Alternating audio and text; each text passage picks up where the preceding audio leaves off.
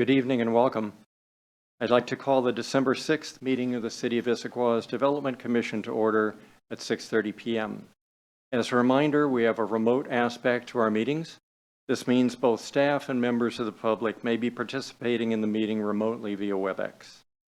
For those attending remotely, if you have questions or issues, please send the host a chat message or email staff at christiang@issaquahwa.gov. There are no excused absences for this meeting. All the regular commissioner members are present. I'd like to acknowledge our new alternate members of the commission, Ola Fazoon and Jeff Mayo. I understand that Ola is online, is that right? That is incorrect. We have our alternates are not online. Okay. They are not. All right, thanks. Well, our first item of business tonight is to take action on meeting minutes for February 15 and May the 30th. Hope everybody's had an opportunity to look them over. If anyone can remember February, are there any corrections to the February 15th or May 31st minutes in the packet? Hearing none, the minutes are approved as submitted. We'll move on to general comments now. Next, I'd like to open the floor for any members of the public, in person or virtually, who'd like to make a general comment, not about the Milano project, but on general topics. There will be an opportunity later in the meeting for those who'd like to comment about the main project on our agenda tonight. Mr. Aldrich, has anyone signed up to make general comments? No one has signed up for general comments at this time. Okay, thank you. We will move right ahead with our main agenda item then, which is pre-decision open record public hearing. The order of operation for this hearing will be as follows. First, the purpose of the hearing, followed by our appearance of fairness disclosures. Then we'll open the hearing with a staff presentation, followed by an applicant presentation. Then the floor will be open for public comment. There'll be an opportunity for rebuttal by the applicant and then by staff, and then we'll close the public hearing. Commission deliberation will then be followed by commission action, including motions, amendments, and vote. Then that will conclude the agenda item on the quasi-judicial permit tonight. If for any reason the hearing can't be completed this evening, the hearing will be continued to a specified date in the future. First, the purpose of the hearing. This is the formal public hearing for the Milano Issaquah apartment development. The proposal being considered is a site development permit application for a 65-unit apartment building located at 2300 Newport Way, Northwest. The purpose of this hearing is to solicit relevant public comment and facilitate the review, discussion, and decision on the application by the Development Commission. This is a quasi-judicial hearing. And so, Mr. Getz, please proceed with our appearance of fairness disclosure.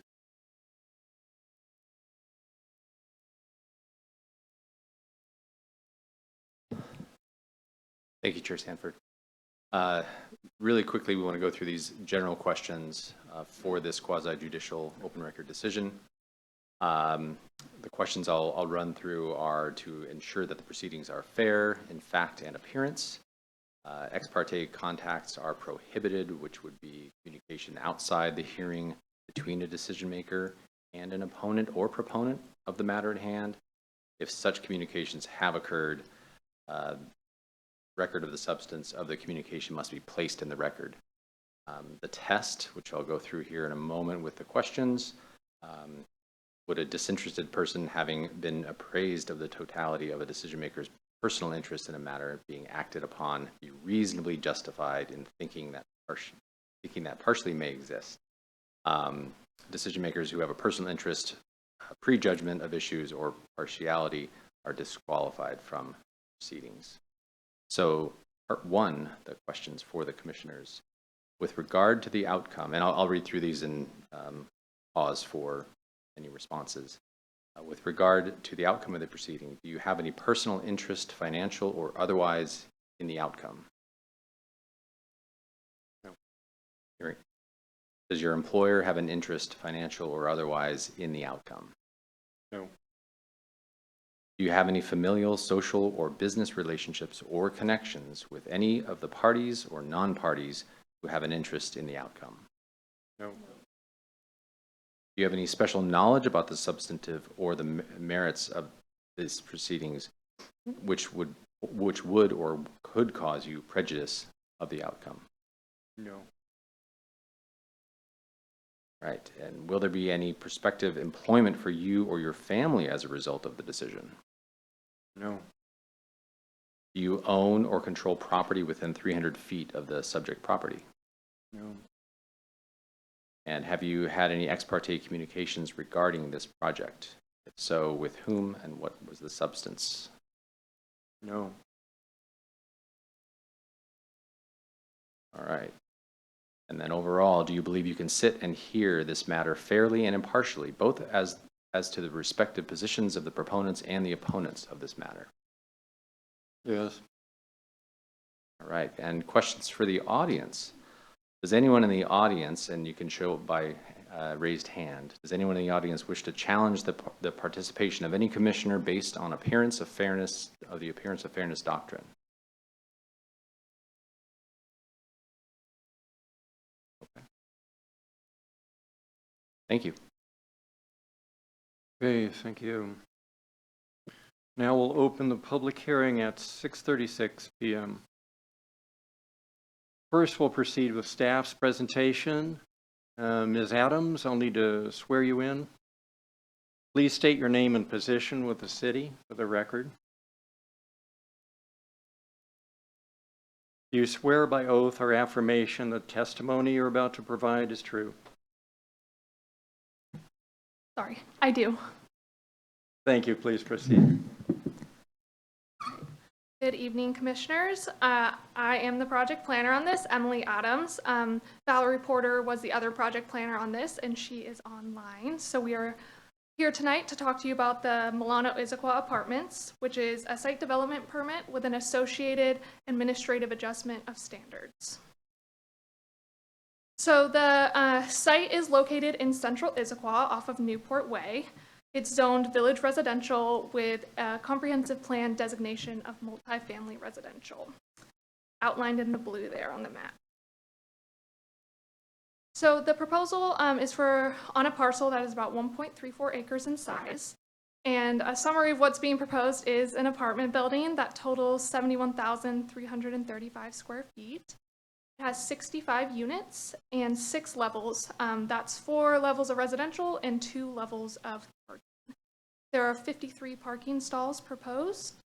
As far as circulation on site, there is a new internal road proposed. You can see that north of the building, Road A, as well as a through-walk passage that kind of meanders along the east-south side of the building, connecting Newport Way to that new Road A. Frontage improvements are also required and are proposed as part of this project.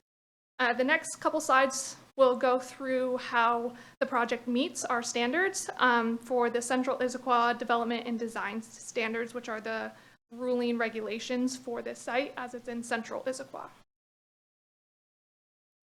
So first off is density bonus. This is Chapter 5 in SIDS.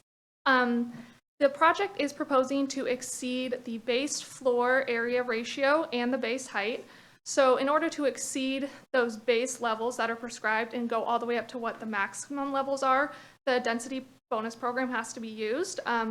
It's required in order to do this, and to meet the density program, it's through a variety of methods, including on-site affordable housing units, or public open space, and or a density bonus fee.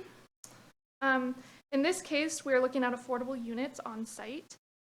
There are 3 affordable units required, 1 at 80% area median income and 2 at 50% AMI.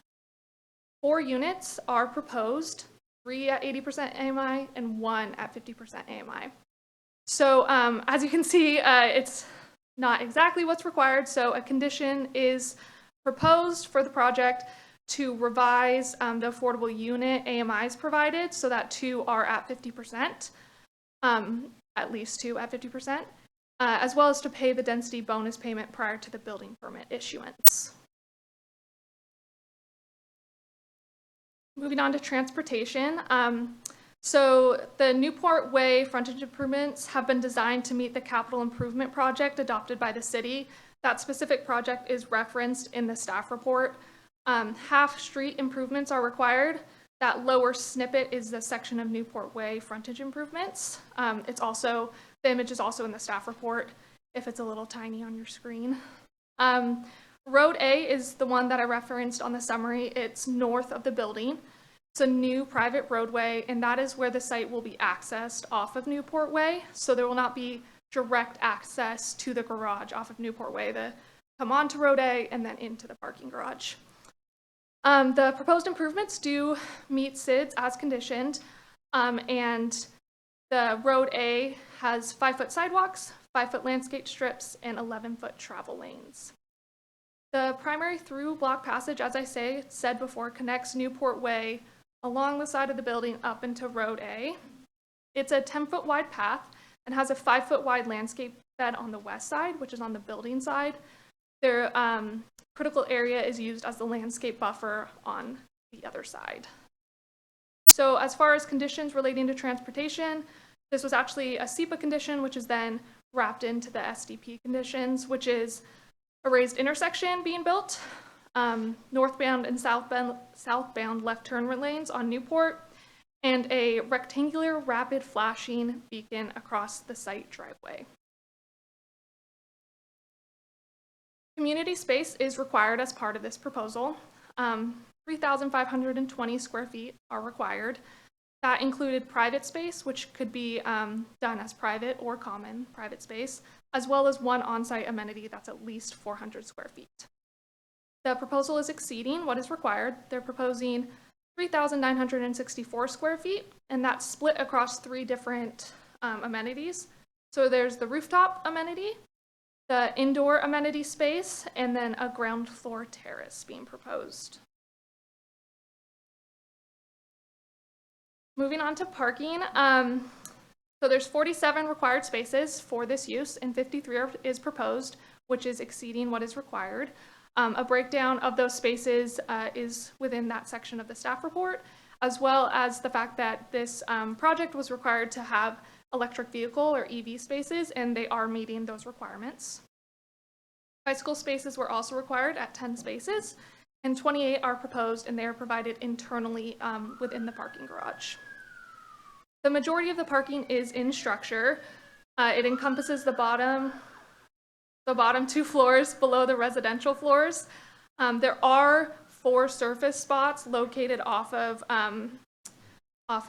Road A. My mouse is over here in this area. There's 4 spaces back there. So viewing the parking, it's a little unique on this site. It is a sloped site.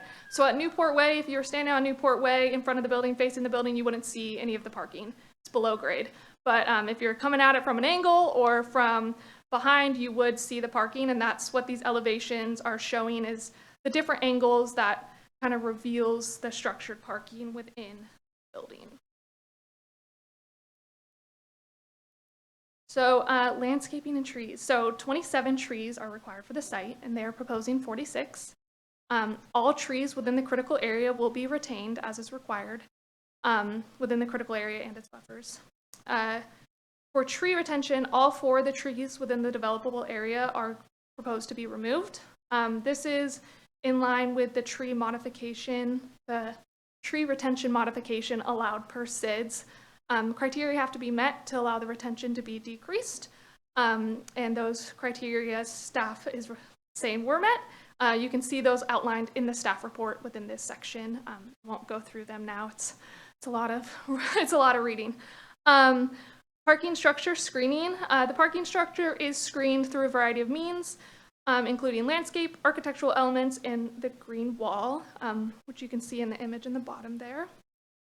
No landscaping is proposed directly adjacent to critical areas, and site amenities are integrated with the landscaping.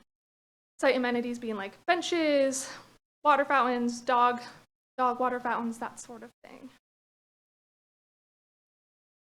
So as I said, part of this approval is for administrative adjustment of standards. Our standards allow for permits to be reviewed concurrently, so this permit was rolled up into the SDP approval. This is an administrative adjustment of standards, or an AAS, to SIDS 10.13, which is to allow the soil grade around two trees, tree 4 and 10, which are the ones circled on the screen, to be altered within the critical root zone. There are approval criteria within the tree section of SIDS that have to be met in order for this to be allowed. Staff recommends approval that they do meet these criteria, with a condition that requires a qualified professional arborist to be on site to monitor construction activities proposed within 5 feet of the critical root zone of trees. For lighting, 15-foot light poles are proposed along Road A. There are wall-mounted exterior LED lights located around the entire building, ground-mounted lighting on both sides of the through-block passage, and bollard and recessed ground-mounted lights are indicated along pedestrian routes. The final style, fixture, and location of lighting will be determined with construction permits, which is the norm. Looking at the architectural and urban design, the project is located in what is called traditional Issaquah. So when you first locate your project, and then there's certain architectural styles you can choose from. So for this one, the architectural style selected is Northwest Revival. So the common characteristics of this are a tripart expression of materials and mass, which you can see with dark gray and then the brick and then the light gray kind of splits it up into 3. Typically 4 stories or more in height.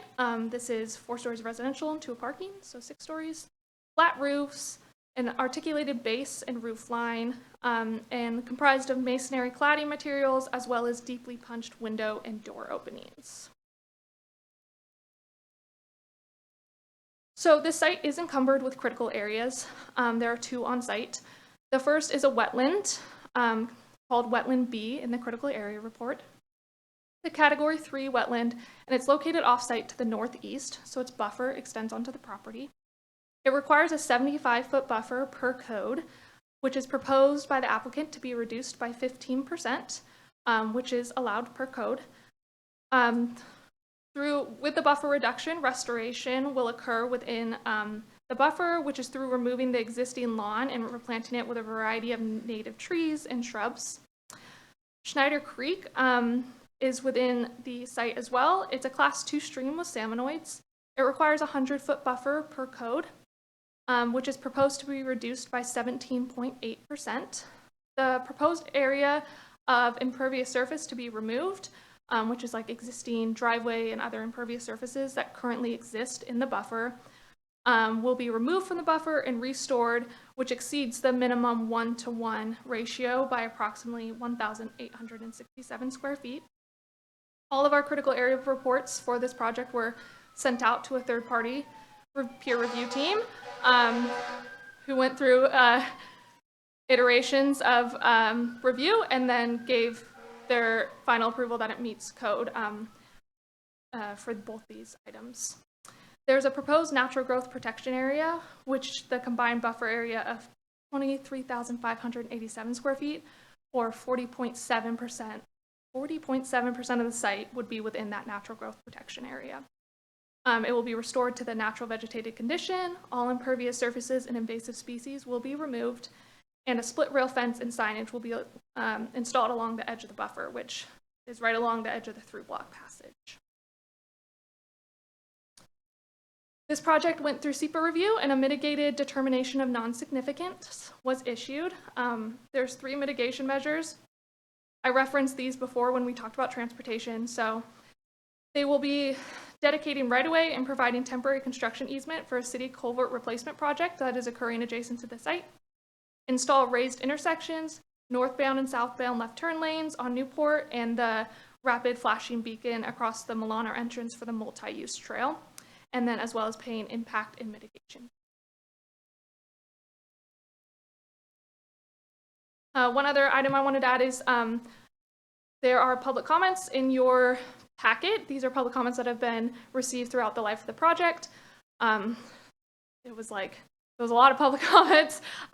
There's over 100 petitions of support within that, as well as about 30 emails with comments and concerns about various topics. Those are broken down in the staff report by topic with staff responses to them. And then any comments that were received after the packet was published have been sent to the commissioners ahead of tonight. Thank you. Are there any questions from Commission on the staff presentation? It's an opportunity for clarifying questions.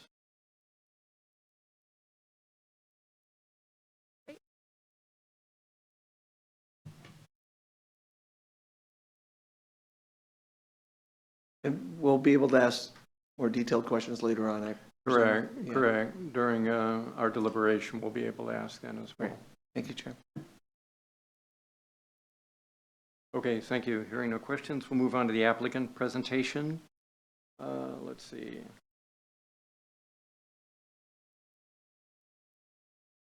Thank you. I'll need to swear you in. Please state your name for the record. Yes, my name is Hossein Khorram, the applicant. You swear by oath or affirmation the testimony you're about to provide is true? Yes, sir. Thank you. Proceed. Fellow commissioners, lovely staff, audience here, thank you for giving me the opportunity to address you. The last time we were here, it was a little over a year ago, and it's an honor for me to present this. I think the issue before us tonight is bigger than one apartment complex. I want to address it. Is the issue of provide housing for the future generations. We have a choice for us. The choice is wall ourselves in and trying to pretend we're stopping progress on modernity, which is going to come at the cost of increased market value for living. And once that happens, you're going to have an economic decay because we're not going to be able to provide housing for the businesses that are within the Issaquah area. And it's going to end up into a declining city, which is not going to be the vision of Issaquah.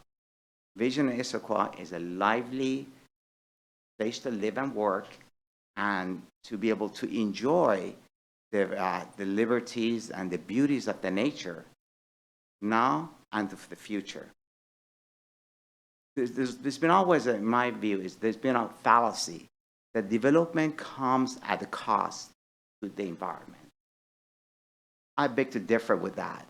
I do not think so. I'm a mechanical engineer. I graduated 40 years ago from Washington State University. About a month before my graduation, I was looking at the map, a solar plant map. And in that map was showing that in Washington, you're not feasible to have solar energy.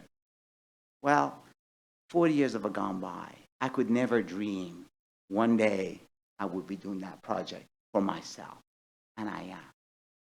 We have about 156 solar cells on the roof.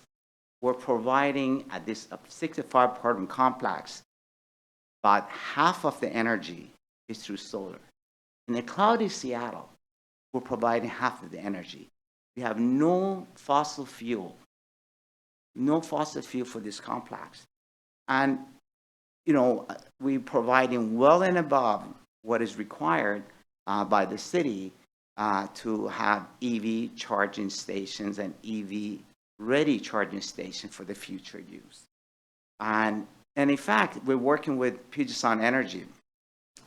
The proposed is about 3 times as energy efficient as an average apartment complex in the United States. 3 times. We're building sustainable at LEED version 4.1. I want you to know the LEED 4.1 is at the leading edge of the technology. It has not been actually published by the entity who is doing sustainable apartment complexes, mid-rises. We have to go to them and try to get them to work with us to come up with the details that actually apply to this project. So this is really at the leading edge of the technology. That's what we're proposing. As far as the storm management and storm control, sedimentation control is going to take care of the particulars who's going to be damaging life of the salmon and the environment. We actually have water enhancement, which what it does, it actually remove heavy metals from the water runoff. What do we have now in that place? We have a home, a septic tank, and a drain field. The drain field is next to stream. So human waste is finding its way into that stream. The main cause of our salmon decline is environmental impacts. And we are, in a small way, we're trying to fix that. So I want to talk to those who think that you will hurt the environment by providing new development. I disagree with that. We're stopping pollution at this site.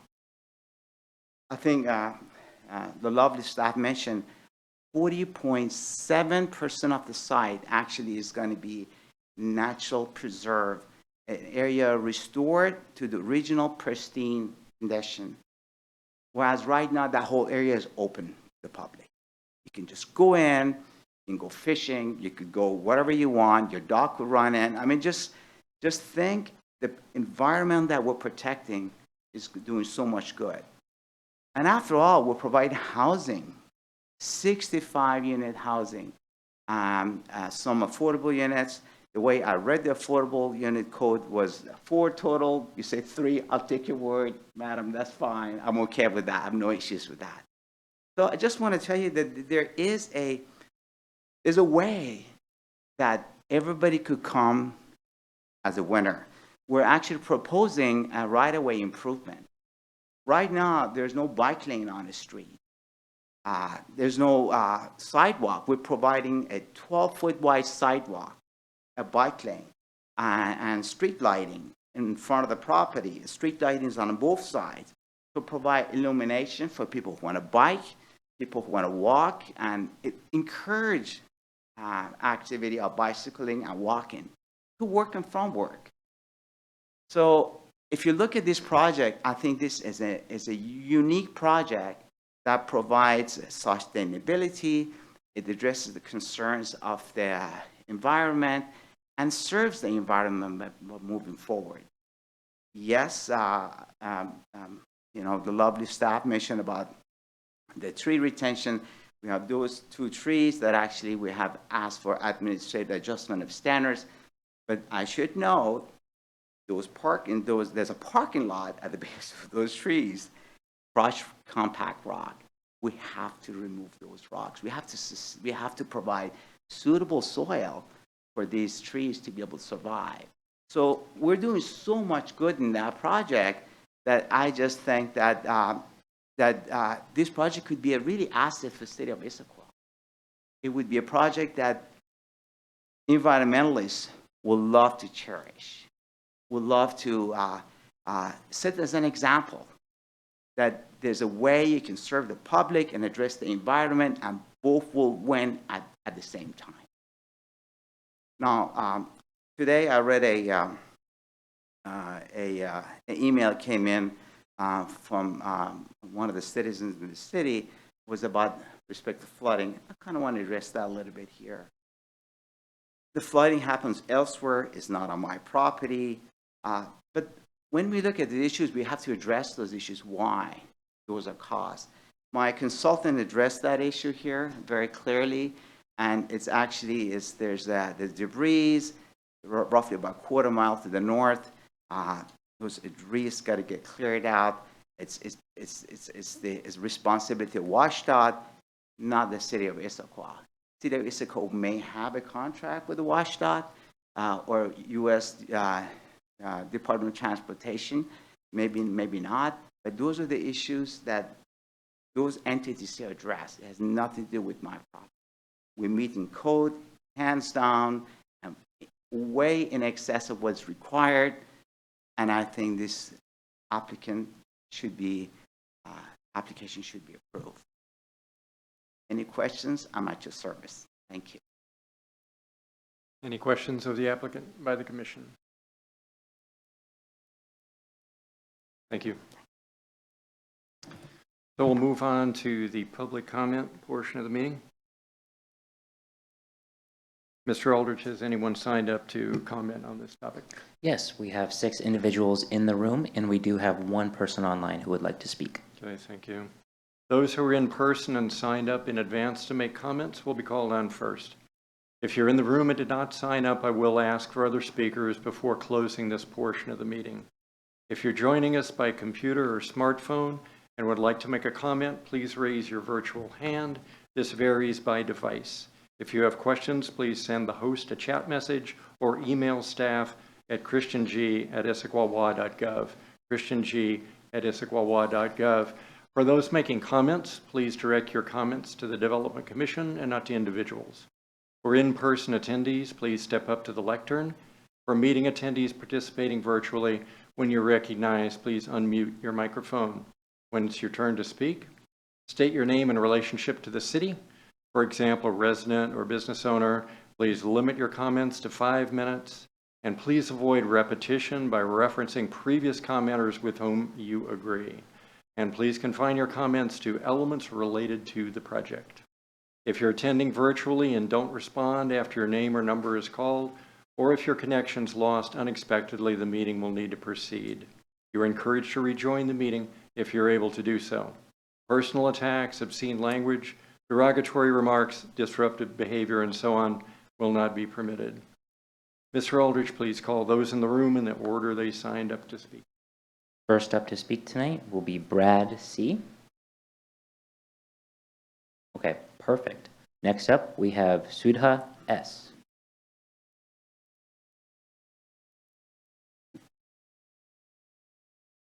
Please press the button on your microphone.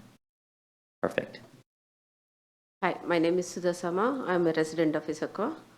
I own a property. I mean, we live in a property like Riva Townhomes, which is very close to the proposed project. And after listening to the project details, I mean, I did see the signs like while going for a walk and everything, but after listening to everything, I do strongly support the project because like we have Riva Townhomes there, and then very close to Milano, there is Anthology Apartments, and then which we now like to walk because of the housing that's provided. When we are like going for a walk, we feel very safer with the wide sidewalks and the lighting that's on the street. So it makes not only the residents of that particular community, but the people around like us feel safer. So I strongly support the project. Thank you.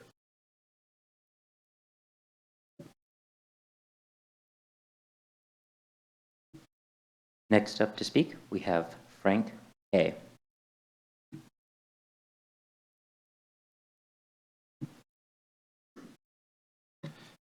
My name is Frank Koram. I'm a partner with Hossein, and I am basically support the project all the way since the housing is going through the sky, the cost of housing in all East Side communities, including Issaquah. To make a long speak short, this is a betterment for the community and for every resident who lives in Issaquah. I believe this is a positive project. Thank you.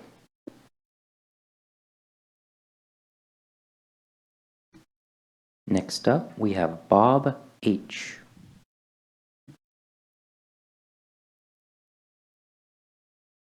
Hey, thank you, commissioners. I appreciate you, staff, for all the work you've done this. Yeah, my name is Bob Hagland. I'm a resident of Snohomish County. My wife and I drove an hour and a half to be here with you tonight.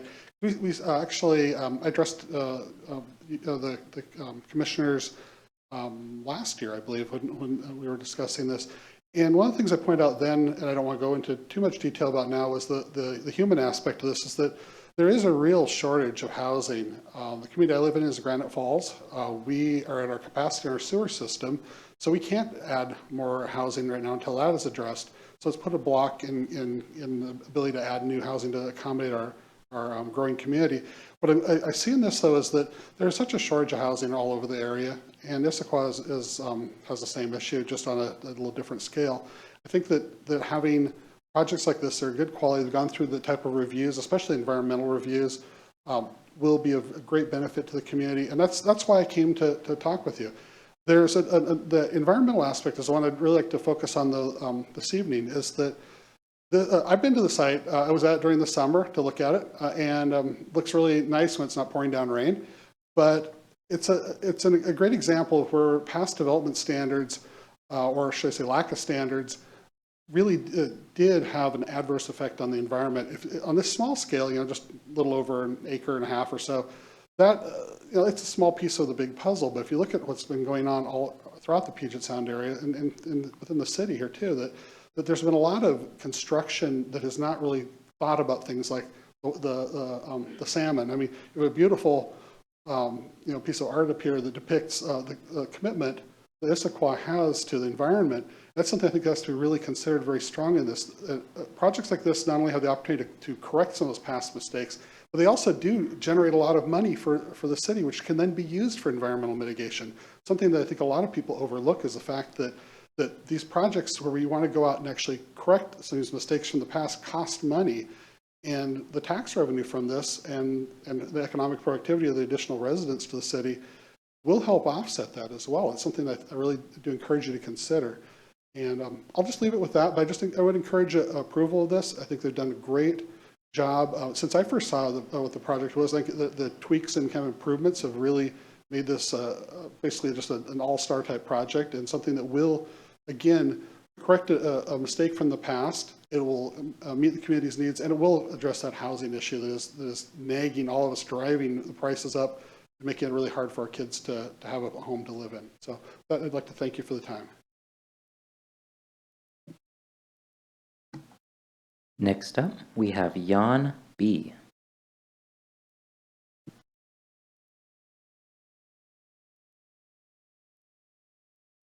Good evening. My name is Jan Bakumets. I'm a proud resident of Washington State and a prospective Issaquah resident. And I live in Washington State for nearly 20 years, a father of 4. My main concern is affordable housing for families in Issaquah. My primary hope is for my children to have the opportunity to reside in the state and afford housing without having to juggle multiple jobs. A thoughtfully planned and code-compliant apartment complex stands as an excellent housing solution for young families. When an apartment complex project aligns with the codes, it ensures safety for the environment and proves beneficial for the people.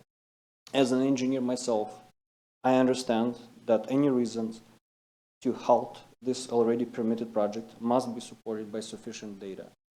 I urge the approval of this project to contribute to the growth of a vibrant community in Issaquah. And also, as the applicant was speaking, I believe he did mention that when the complex will be built, it will also create jobs. I believe for at least 1 year, that's going to help a lot. So, thank you for your attention.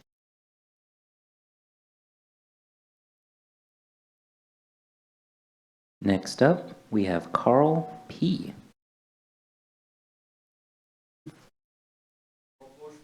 Yes, sir.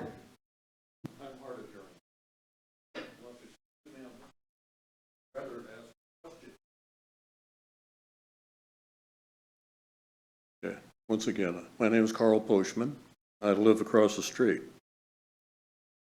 And I have some very basic questions that I couldn't find answered in the staff information I was mailed. And one is, how tall is this building compared to the street level? How far above grade? After Anybody your know? comments, sir, And how far back, right. What's the setback? Excuse me, sir. After your comments and questions, then the applicant will be able to respond to your questions. Okay. All right, so you might as well just go ahead and do them, and the applicant will note them and Okay. respond. Thanks very much. I didn't know that signing in there meant I was coming up here.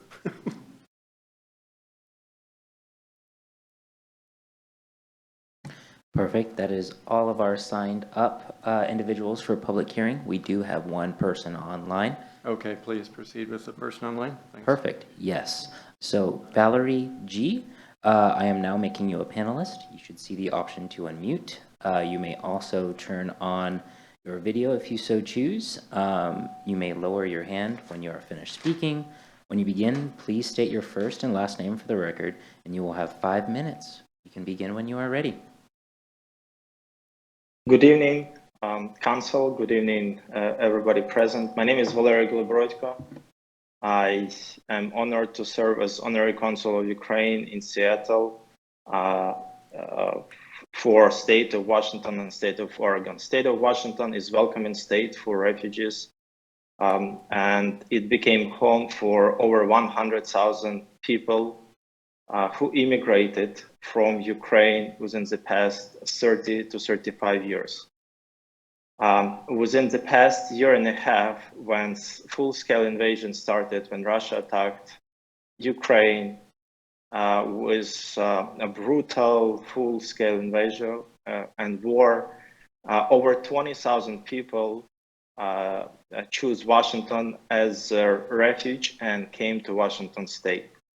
Many of them live in different cities around Seattle area, and many would like, some moved to Issaquah, and many more would like to move to Issaquah. There are a few reasons for that, and one of the reasons is because of its nature. It looks very much as western parts of Ukraine, as Carpathian Mountains. A project that is under your consideration and was preliminarily approved is going to be improvement for the area. I looked at the property, how it was built before, and what is proposed right now. It's clearly that it is improvement. It will improve conditions for creek. There will be no debris and human debris that will be getting into water, and that will also be improvement for salmon, which is important for all the Ukrainians as well. In addition to this, as it was mentioned before, it will have additional housing. Many of Ukrainians who immigrated to United States, to Washington state in particular, they're looking for housing, for affordable housing as well, opportunities. And this is another opportunity for them to get much needed housing when they come to Washington state. So this, by allowing projects like this, you are helping to reduce shortage of housing. That's, I think this is important to mention again. In addition to this, I would like to appreciate what Hossein Karam and his family is doing, that they're not just meeting codes and standards, but they're exceeding them. And I think they're setting up example for other companies, for other apartment buildings. And this will be projects that city of Issaquah will be proud of, and residents who live nearby or even further will enjoy when they will see, when they will walk by, when they will use bike lanes to ride their bikes. So I stand in support of the project. Thank you.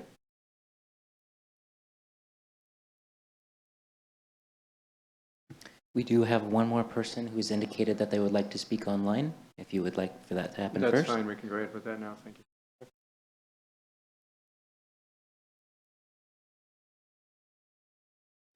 Carolyn, I am now making you a panelist. You should see the option to unmute. You may also turn on your video if you so choose. Please lower your hand when you are finished speaking. When you begin, please state your first and last name for the record. You will have 5 minutes, and you may begin when you're ready. Thank you. Hi, my name is Carolyn Mell, and I currently live in Fairwood, Washington, just a little bit away from Issaquah. 2 years ago, I was looking for a place to live, and one of my choices was Issaquah.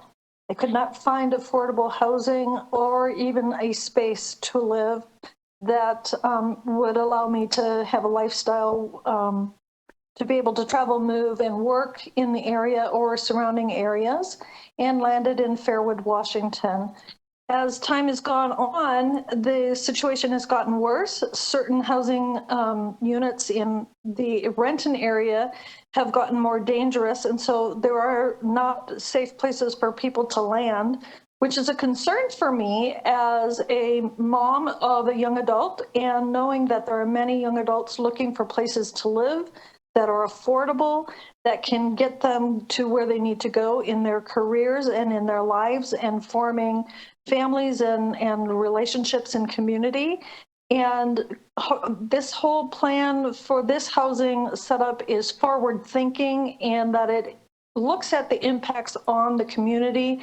It looks at building up community, and it's a very forward thinking plan. And I look forward to seeing the council and the planning committee to approve this plan and let the building go forward. Thank you for your time. Thanks. Do we have anyone else online? We do not. Okay, great. Is there anyone in the room then who would like to speak who did not sign up before? Yes, please approach the lectern and turn on the mic. And introduce yourself, please.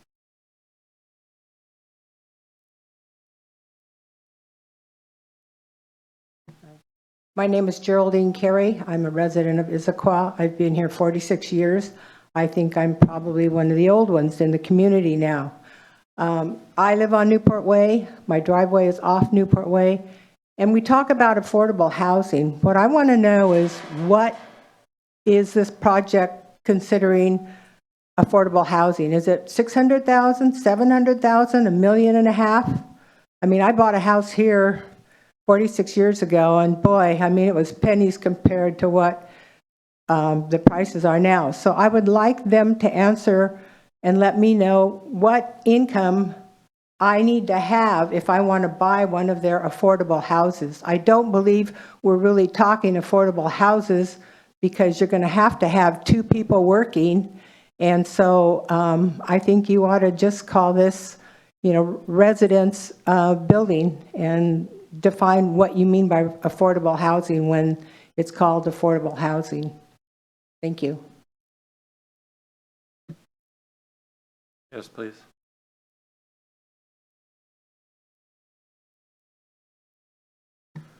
Hello, sorry for coming in late. There's a school board meeting happening at the same time on the other end of town. We're kind of running back and forth. My name is Landon Halverson. I live here in Issaquah Old Town, just right over that way in the Issaquah Court condominiums. I serve on the Economic Vitality Commission for the city, so I'm familiar with a lot of the work you guys do. And I'm here today, one, in support of the project, but to explain why.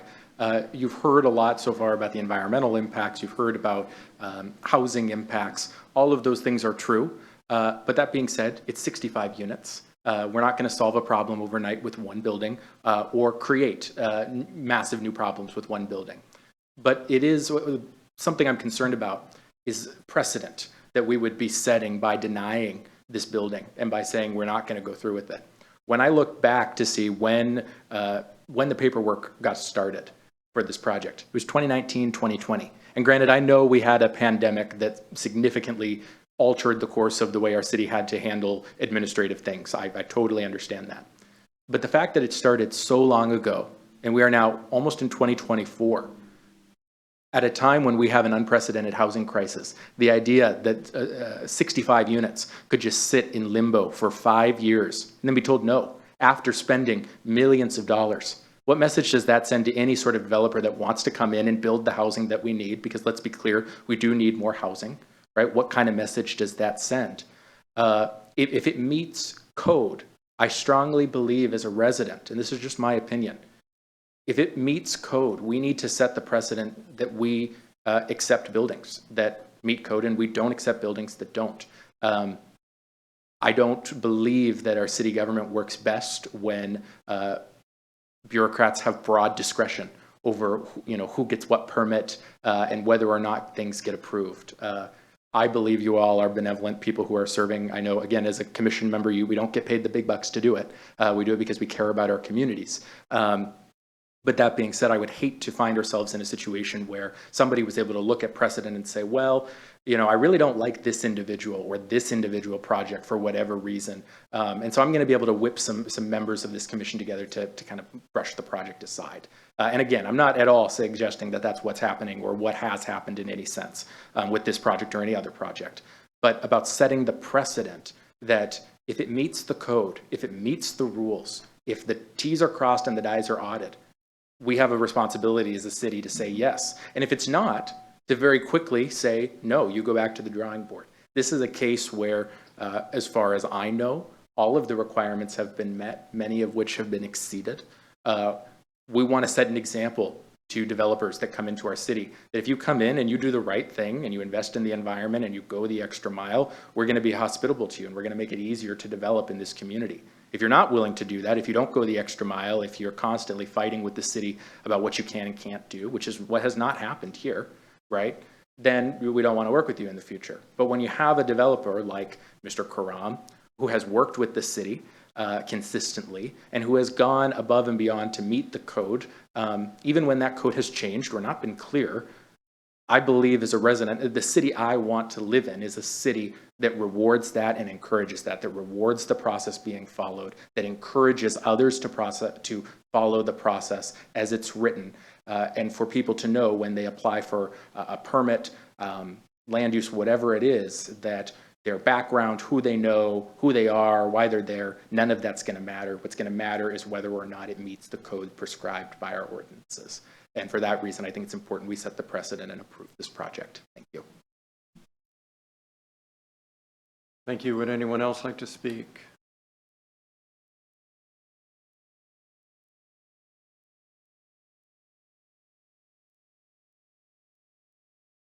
Hey, I'm Connie Marsh. I live up on Squawk Mountain.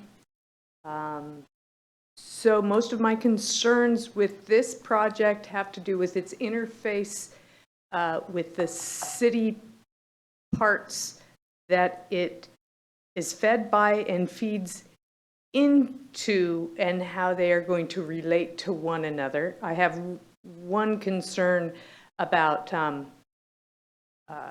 stormwater treatment, and the cartridge systems that the city of Issaquah has used over time have been problematic. We've tried sand filters, we've tried many different systems, and the problem is maintenance of them by private property owners and the cities themselves. And without appropriate maintenance of these stormwater systems, then you don't have the clean water going where you expect it to go. So I don't know how to condition future maintenance of stormwater. It's never been satisfactory, but I'm shooting at that one again.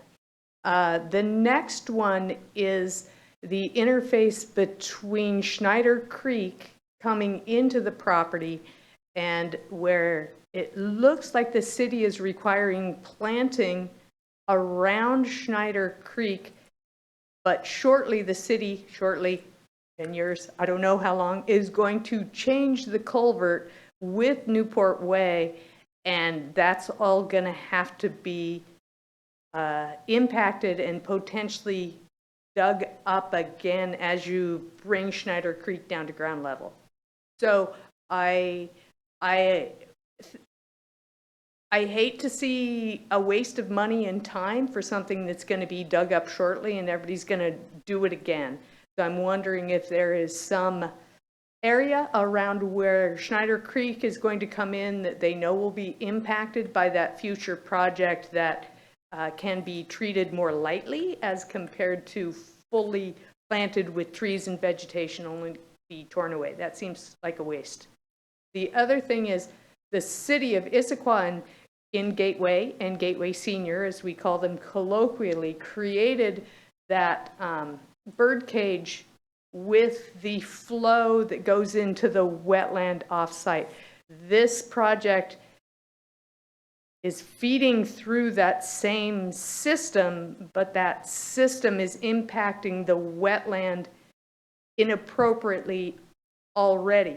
And I hate to multiply that factor where you're creating a whole nother stormwater system that has to be metered, but in heavy storms that go over the amount that they're required to maintain can cause impacts to that wetland because of the channelization of that system. And to my mind, that is a combined effort to prevent the harm to that wetland and then further the downstream flooding in Schneider Creek. I don't know how to get that to happen. I have tried to get that fixed for 2, maybe 3 years. I don't know how many times I've commented on it and had tours of it. So if you could at least ask the questions about the intentions for that stormwater outlet and if it is going to be fixed, that would be awesome.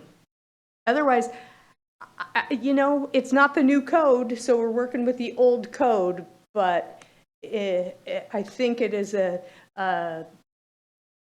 thoughtful new development, even if I would have liked a 150-foot buffer better, because that's best available science. Anyway, bye, thank you. Thank you. Would anyone else like to speak?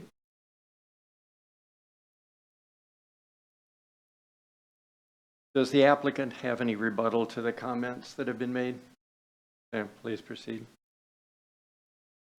And please reintroduce yourself. Yes, my name is Hossein Koram. I'm the applicant. First, I want to thank all those who made a comment.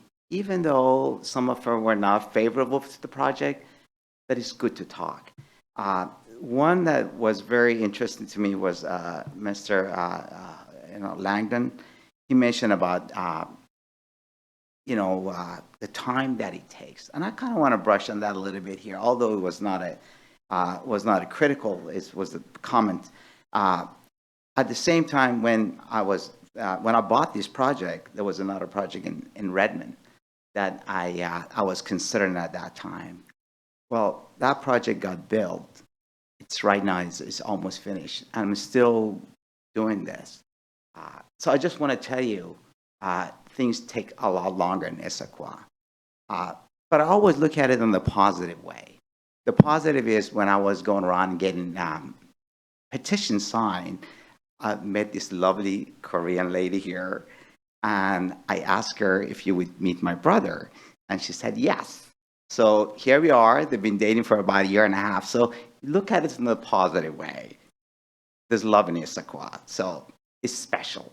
So from that point of view, that's fine. If I had to do it again, I would have done it. I would have taken another couple of years over, and I would do it again. So that's for that. And let's talk about. I think we had a gentleman, Mr. Pushman. I'm sorry, Mr. Pushman.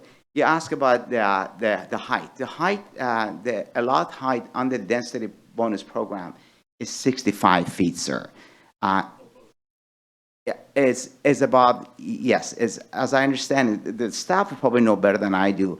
I think it's from average street grade, or I believe it's average street grade. On average, probably you lose it about 2 feet, 3 feet from one end to another.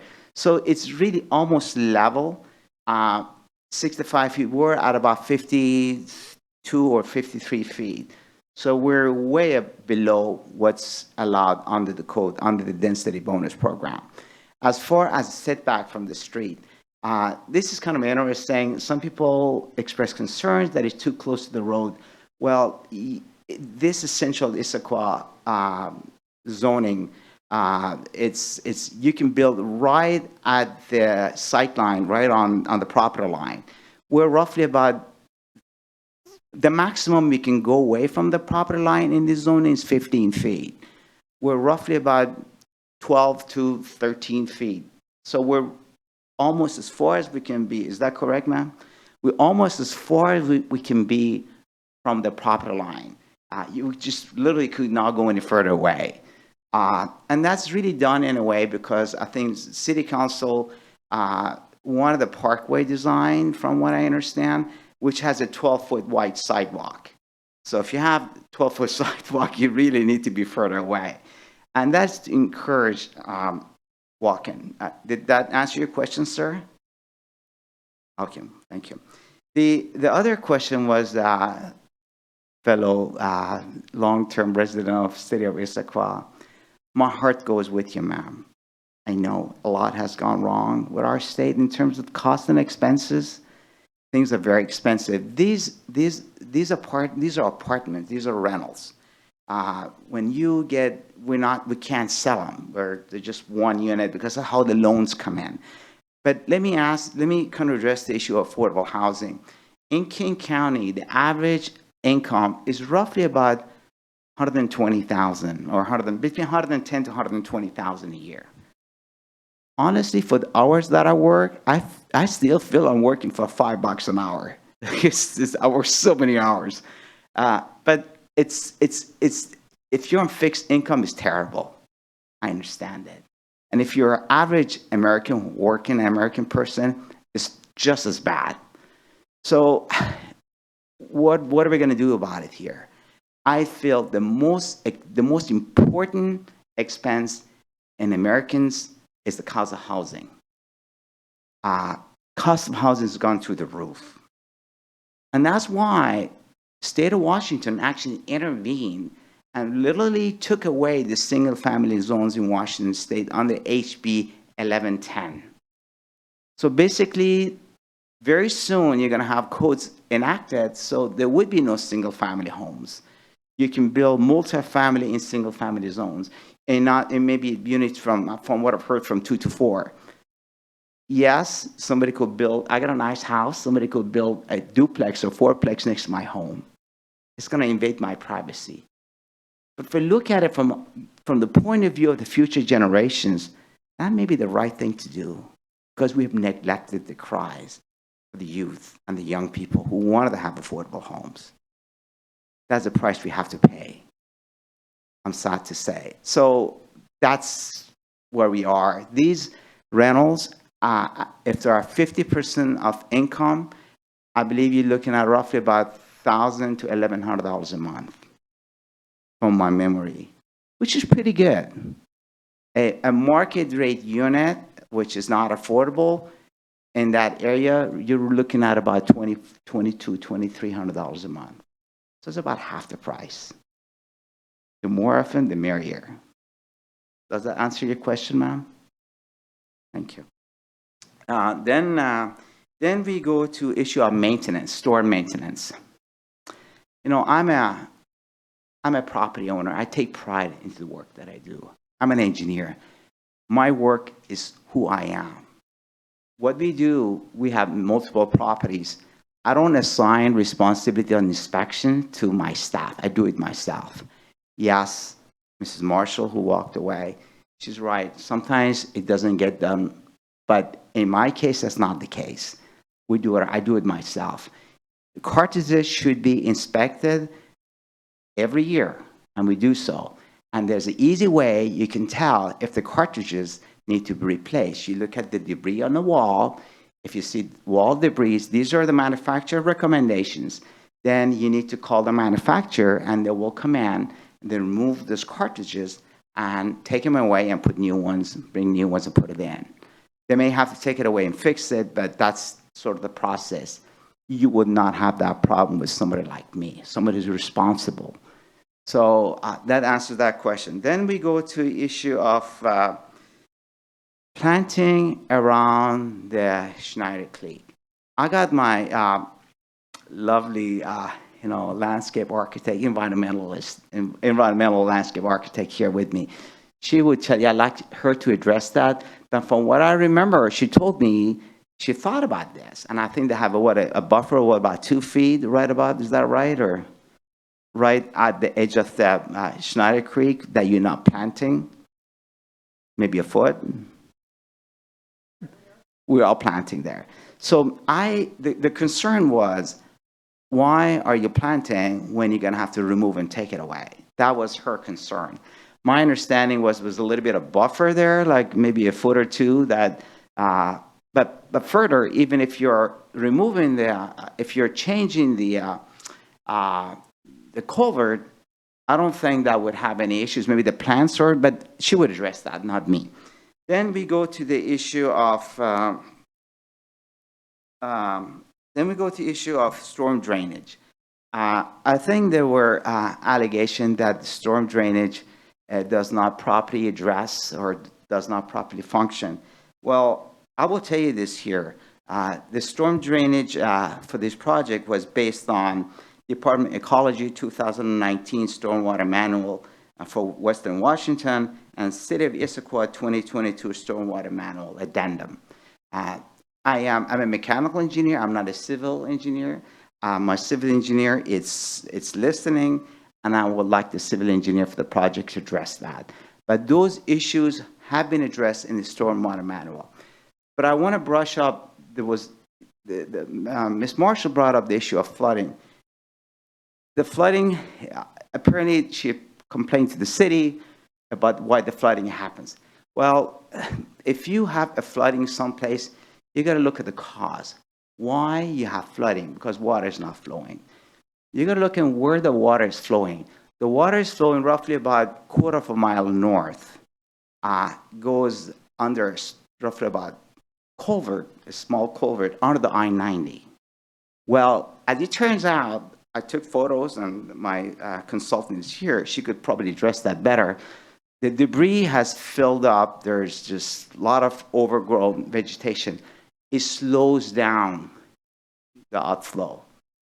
So once it slows down, everything backs up. It's just like a traffic. You have an accident, everything backs up. You can't start from the tail end and say there's accident here. No, accident is not here. This is where the car stopped. The accident is right here, way in the front. I know some about construction. I don't think it's a big thing, but it's not the responsibility of the city. That is within the WashDOT area of responsibility, or U.S. Department of Transportation, because it's a culvert under the road, and city has maybe an agreement with them, a contract for them to clean up and take the debris away, keep things clean and flowing. Well, once you don't clean things, things don't flow. That's really what happens. So having said that, before I turn over to my consultant to address the issue of planting and maybe the flow, I will open myself to any questions the commissioners may have. Well, I hear none. That's nice. May I? Okay. Oh, okay. Okay. Yeah, we were actually going to call for staff rebuttal after the applicant's rebuttal, but if you have something to add at this point, that's fine. Yeah, I was just gonna clarify, but just so everybody's aware, as far as the plantings go, staff it's a public works project, the culvert, so staff is aware that the culvert is happening and has been coordinating with that from the beginning. So as part of, after the land use permit, when the construction permits come in, one of the permits is a landscape permit, which specifies exactly where the plantings are going and what kind, and we will be coordinating with public works on that in terms of the parking, or sorry, planting, not parking. If you have more to add, I just wanted to make sure that they knew this, the staff. Sure. So coordination is happening.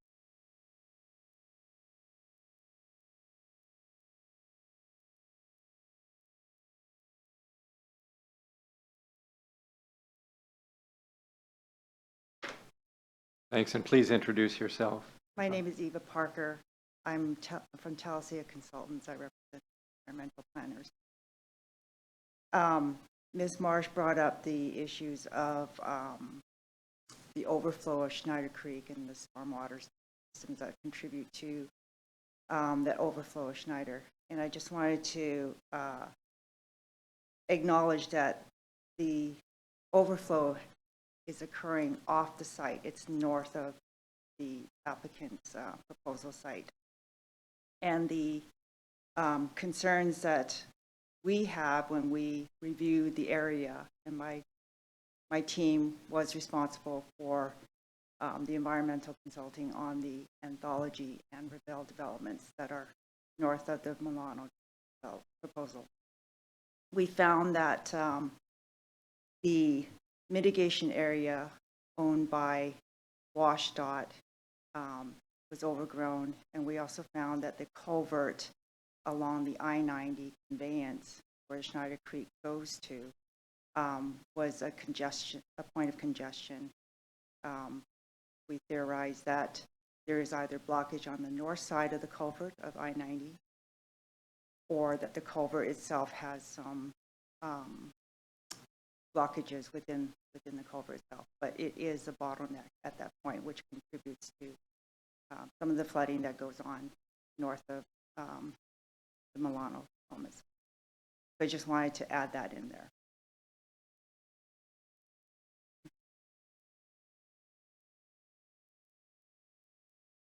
Thank you. Does the applicant have any more rebuttal? Please. There was a question about the stormwater thing. I don't know if my engineer is online or not. If he is, he's charging me. He better talk. Are you there, Michael? He is here. 1 second. Okay.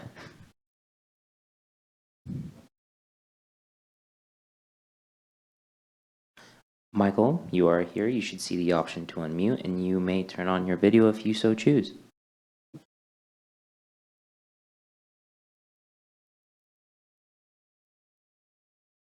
Good evening. We can see and hear you. Go ahead. My name is Michael Moody. I am a licensed professional engineer in the state of Washington, Oregon, Idaho, Colorado, and Texas. Also lead accredited professional, a certified erosion and sediment control lead, and also a qualified preparer of stormwater pollution prevention plans in Texas and a qualified compliance inspector of stormwater in Texas. I'm the project engineer for this particular project, and I was just going to speak briefly to the overall stormwater management for the project. As we've heard, the project is required to comply with the 2019 Department of Ecology Stormwater Management Manual for Western Washington, as well as the 2022 City of Issaquah Addendum to the Surface Water Design Manual.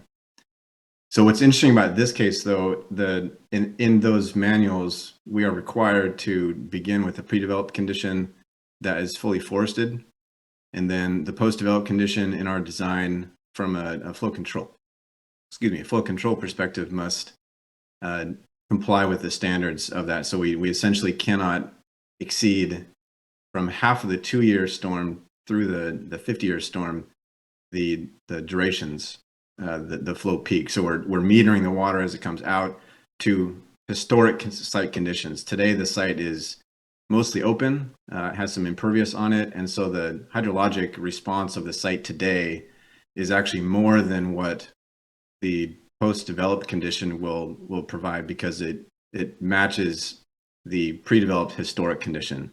I just wanted to make that point. And from water quality treatment perspective, we're required to provide enhanced basic treatment, which so the basic treatment removes total suspended solids, that's sediment. The enhanced portion removes copper and zinc, and then it also is required for phosphorus removal. That is a nutrient. Downstream systems are sensitive to that. So this project proposes full compliance with all of that.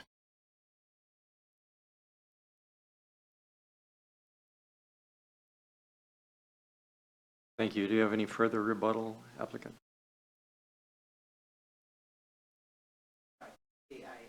Michael went over it real fast, but I like to rerun the words that he said. Post-development, we have less runoff than pre-development. I just want to make that clear. Post-development, we have less runoff than pre-development. So that's as an improvement, not only in terms of the volume of water, but also in terms of water quality enhancement, removing heavy metals, and suspended material that actually harm the life of fish and wild animals in the area. Thank you. Any questions? All right, thank you. Does staff have any rebuttal to the comments that were made during public comment period?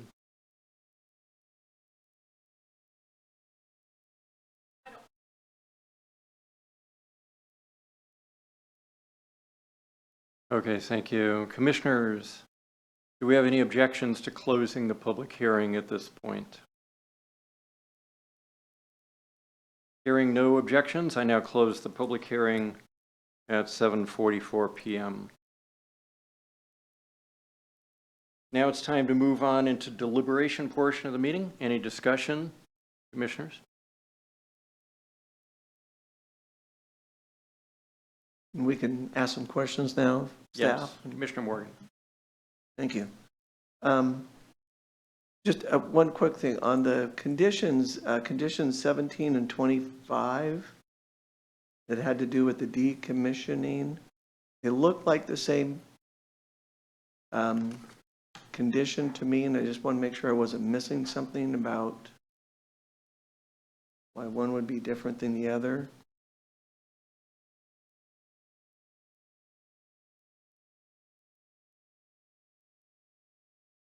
That is an engineering condition, but just looking at, it looks like one is for the decommissioning of the septic system and one is for the decommissioning of the well on site. Oh, great. Thank you. And then a question, I guess, one of the questions I thought was the steepness of the driveway, the street from Newport. I presume the garbage company's been consulted on the streets and getting in and out and design? We consult, or the applicant is required to consult with Recology, and Recology has specific standards and specifications that have to be met in order for it to be approved. Great. And I guess one of the questions on the stormwater design and so forth, the bird cage that's mentioned, that was brought up and an issue, it looked to me like in looking at the storm drainage report, that bird cage is off-site from this property and not included. And then this property the stormwater would be retained in the vault and released and so forth. So in terms of the question of the bird cage, it's not really an issue on this property itself? It is off-site, correct.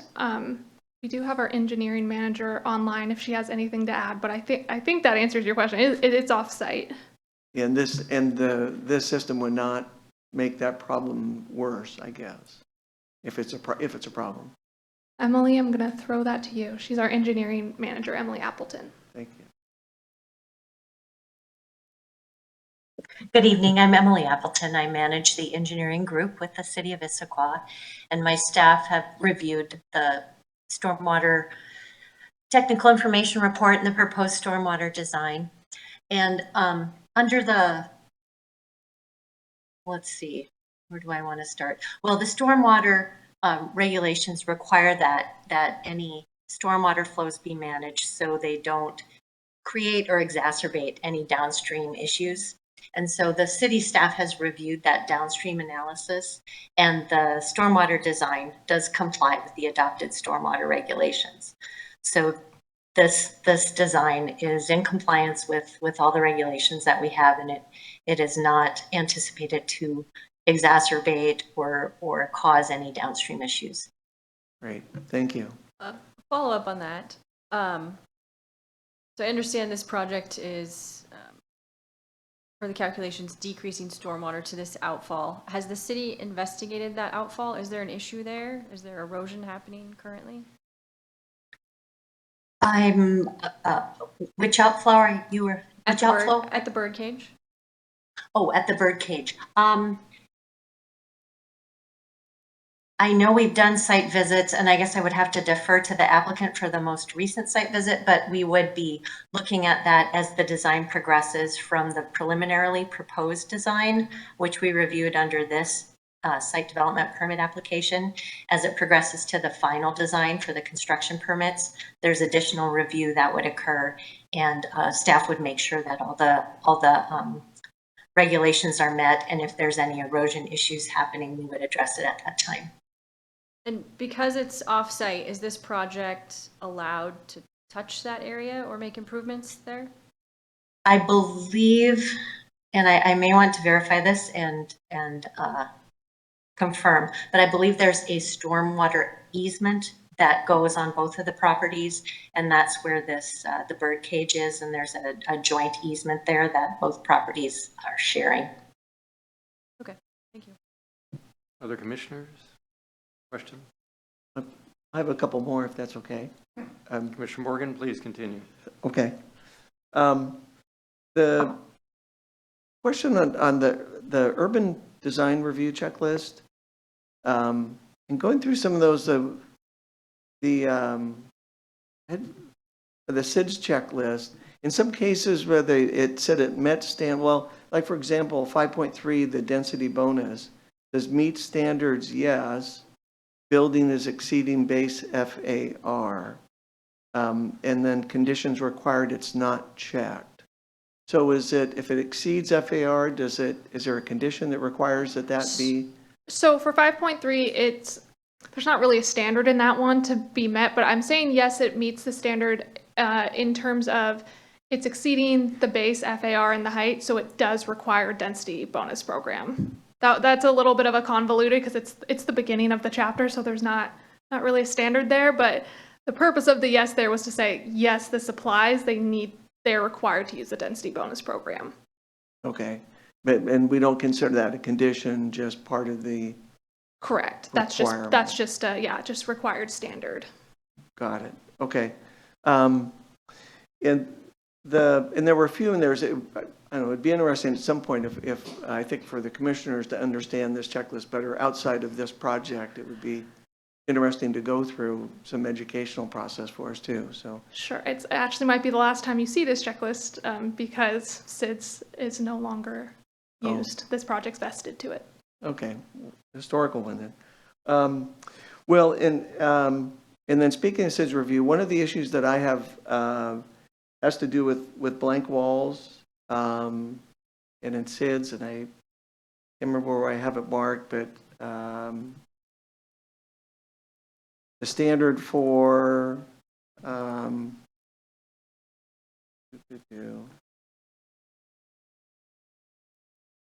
14.2 in general standards, avoid blank walls, especially when adjacent to circulation facilities. And I think you might have touched on in your presentation about vegetation and so forth. But when I look at the garage walls, and especially the garage walls from down by the pedestrian connection or through block passage, to me those look like blank walls. And I don't know if are you able to pull up any of the floor plans? See how fast I can find the landscape plan. Well, it wouldn't be in the landscape plan, it would be in the Part of the reason it's in the The site landscape plan. plan is because, so if you're looking at the architectural rendering, it's not going to Yeah. show the plantings in front of the wall. It's showing but there's trees being planted in front of it. So I don't know that the intent of this requirement is that you can cover blank walls with vegetation, because in the future, vegetation can always be cut down, taken down, and so forth.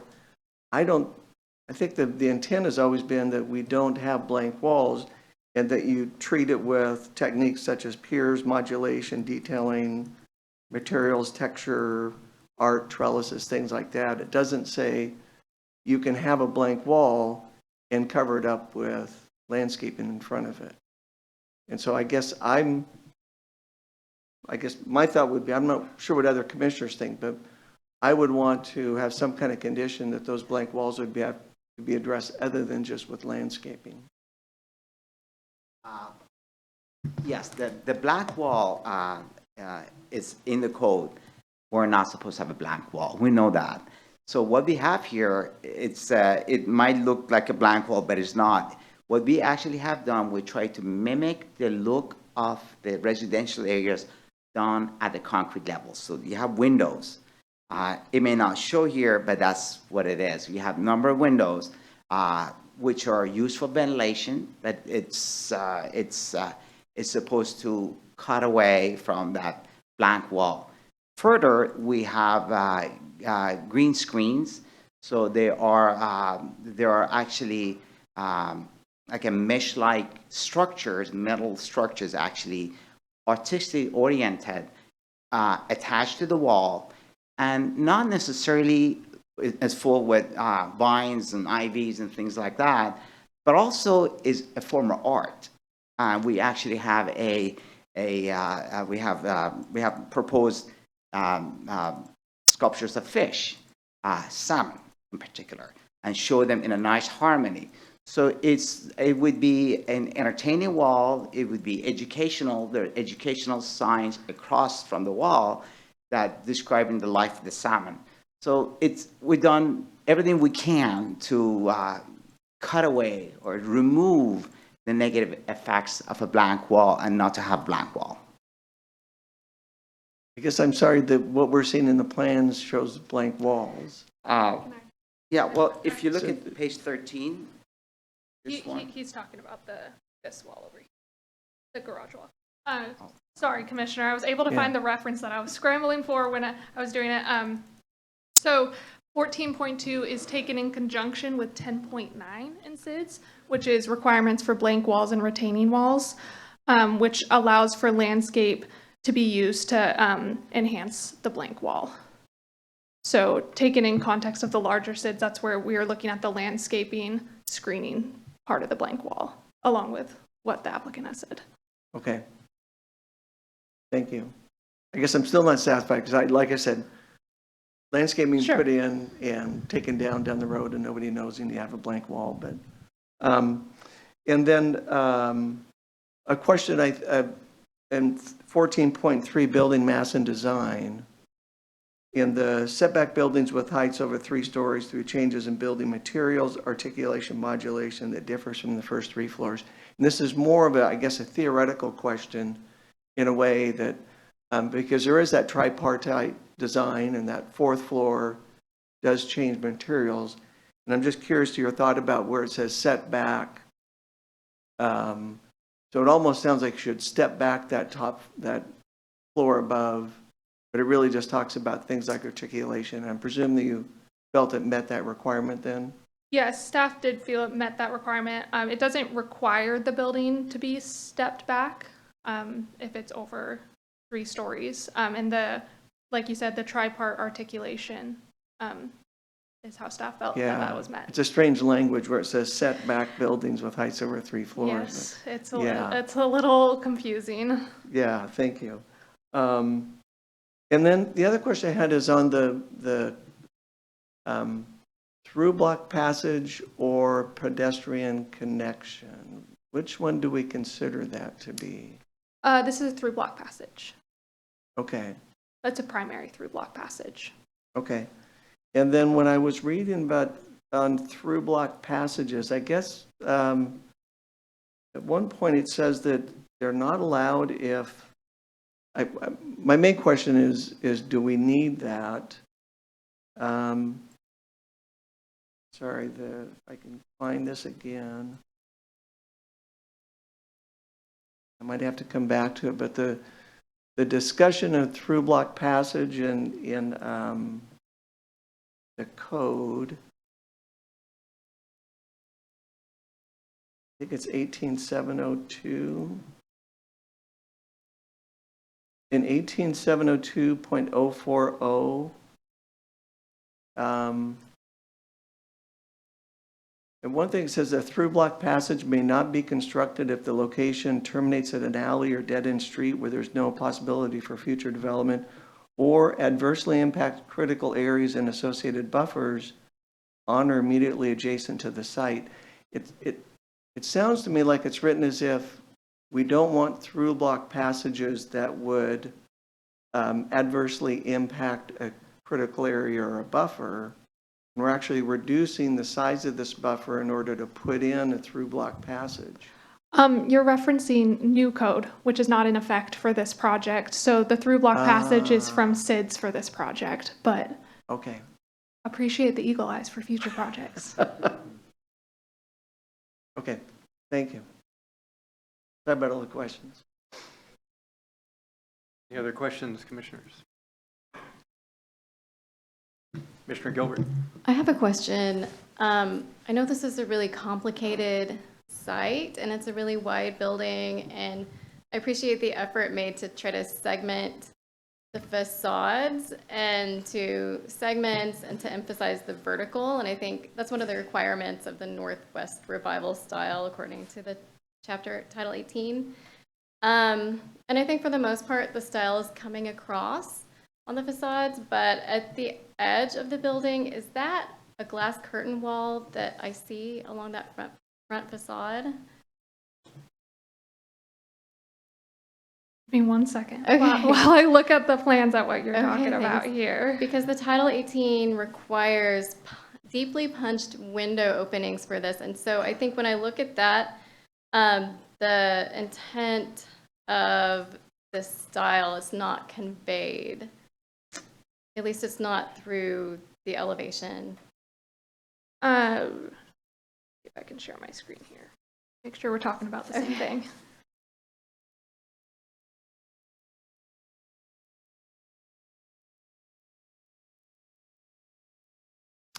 Talking about this, this one on this corner here? Yeah, is that a curtain wall? So our take on it is the windows are punched in behind the wall on the corner. So it is glass down the side, but the punched in windows are along the whole facade. So that staff's interpretation is that it meets that code. I mean, if you look at the style manual and the design guidelines, the punched window openings are more like, I guess it's more distinct.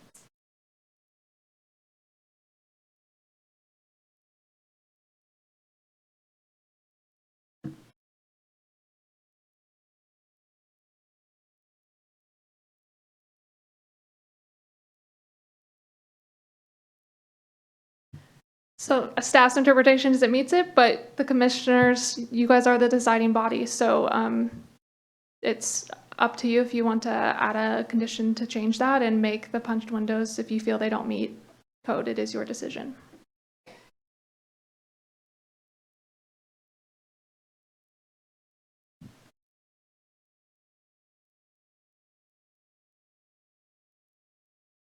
Commissioner Shore. I have a question about condition 10 for lighting on the pedestrian path.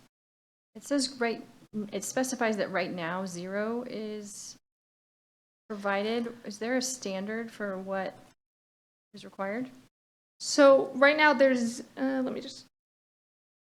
so there is lighting provided along the through block passage, but it shows on the current lighting plan that there's 0-foot candles along the through block passage, which staff thinks for safety reasons there should be there should be lighting along the through block passage that illuminates the through block passage. So there's not an exact standard of what we have. Lighting level standards in section 17 of SIDS. And we route out to a third-party lighting consultant to look at our lighting plans as part of construction. So what that standard is and what that best safety level is determined by our third-party lighting consultant. And it has to meet 17? It will have to meet section 17 of SIDS, correct. Okay.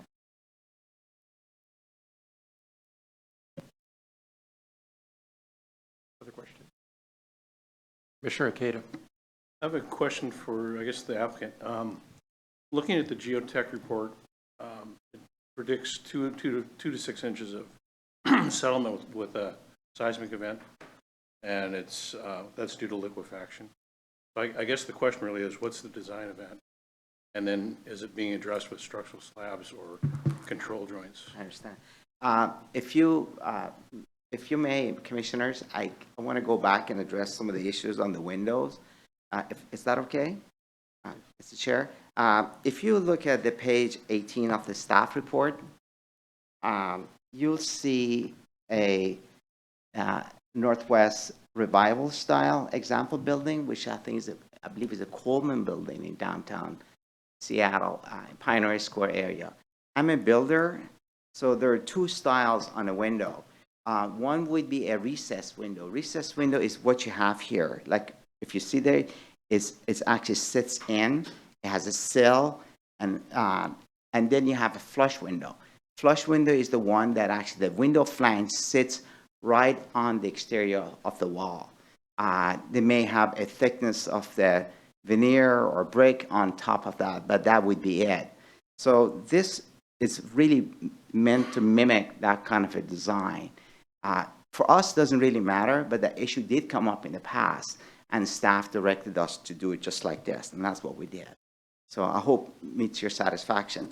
Now, as to issue of lighting, Commissioner Morgan, no, Commissioner Ikeda. Did I say it right? I'm sorry, you guys switched over a little bit here. So as far as that lighting goes, there's a requirement in the SIS, I don't remember exactly what section, because we are close to a critical area, we're not supposed to have uplights, basically to not obstruct the nature. So these lightings you see, these are down lights, and on where is on the paved on the paved area, we have previous pavers. So we have little like mushroom lights. I mean, those are things that don't show up in the current site development plans. Those will go in a building permit. But they would look like little mushroom lights, so it can shine light away from the critical areas onto the walking areas. And the other side, you would have some kind of a downlight that would have actually a cap that it would not let the lights to escape into the critical area. So the idea is to light just the floor, but not anything beyond that. And I guess there was another question I forgot. Why? It was a question related to Oh, yes. Yes, that's correct. Yeah. So anytime you have unstable soil, which we do have to a certain extent here, and this unstable soil existed to the property to the north and to the property to the east. The number of methods that builders use, the method that was used in the surrounding properties is called ground improvement, which what it is, basically they drill into the dirt at a certain depth, probably 20 feet, 25 feet, and those are determined by the soil engineer. They compact, they're put in crushed rock, like big chunks of rock. It sits in, so it basically sits a pile. It's kind of like auger gas pile, there we have concrete, except this is soil. So the entire building and some of the retaining walls sits on improved, which are basically piles. So those are the ones that are going to be supporting the weight of the building and supports it by means of friction. It doesn't sit on any kind of hard bed. Thank you. Thank you. Any questions? Additional questions, comments? Commissioner Brennan. Thank you, Mr. Chair. Just a couple of quick questions. Mr. Kwame, maybe. I stay have the here. microphone up. I still like it up here, you know. You have our answers. So the staff report talks about for the FAR density bonus, you need to adjust the affordability of the affordable housing units. Right. So going to 2 at 50% AMI, I just want to make sure that doesn't create an economic issue for this project that says you got to go back to the You know, I tell you here, I love Issaquah. There's a love in Issaquah. I lose, that doesn't matter. It's fine. It's not a big. The way I read the code, I thought I followed it precisely, but she knows better than that me. So if she says so, I surrender. Okay. Thank you for that. That's helpful.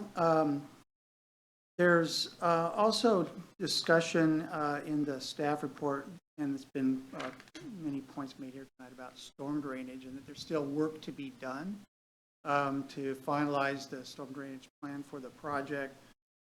Are we talking about details, or are we talking about things that could have site implications as far as the layout?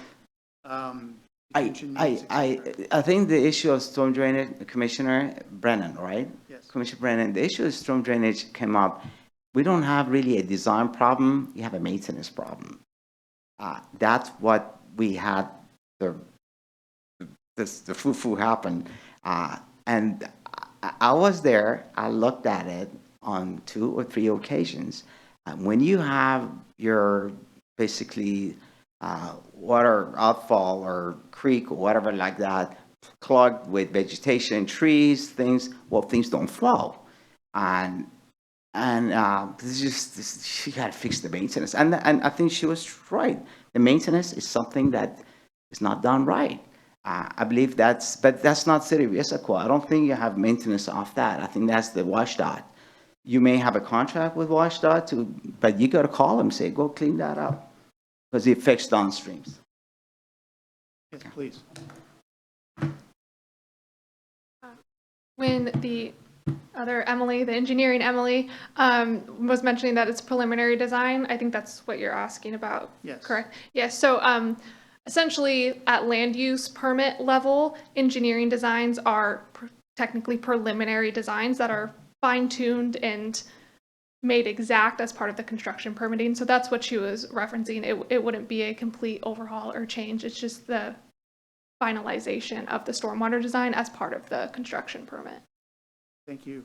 One more question, I guess. I also struggled a little bit with some of the elevations, trying to interpret Sure. Some of the drawings. The frontage interface along Newport Way and the sidewalk, what's the condition? Can you describe what that condition, if you're walking down the sidewalk, what's the experience? I'm not an architect, but I will do my best to paint you a picture. So as required by code, as the applicant mentioned, we have a build to line in this part of central Issaquah. So the max it can be from the sidewalk is 15 feet. And we do that because we want the pedestrian experience. We don't want just vast parking lots or whatever next to our sidewalk. So on Newport Way, when you're walking down it, if you're looking to your left at the building, you won't be able to see the parking structure. It will be below grade. So what you're seeing is this first level that has walkways up into the units with punched in doors and windows. And that first level is the bottom of the tripart expression. That's the darker gray. And then it goes up into the buildings. And then when you walk all the way down, you'll pass the building a little bit, and then you'll be able to go onto the through block passage that has all the landscaping and like the green wall and the salmon art and such that he referenced. Okay, and so there are stairs that lead up to the entries of the units. Is that okay? So I believe there's so. a He is nodding, yes. I did see.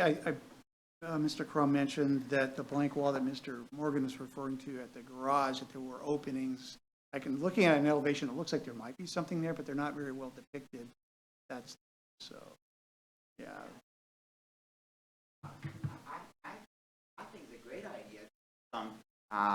Green screens there, I think we can.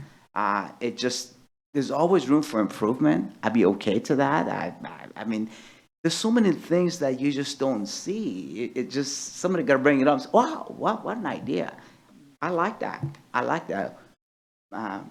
Madam Staff, why don't we just add some green screen there? We can put some green screen there, which is easy, doesn't cost much, and I think it would take away from that concrete look entirely. Thank you. As with the window, same rules apply. It's your decision. So if you all believe that it needs better screening beyond the landscaping, in case landscaping is required to have bonding to make sure that it lives and remains, but that expires eventually. So if commissioners wish to see more architectural elements, green screen, we can add a condition to the permit. We just make it a specific condition of what you would like to see.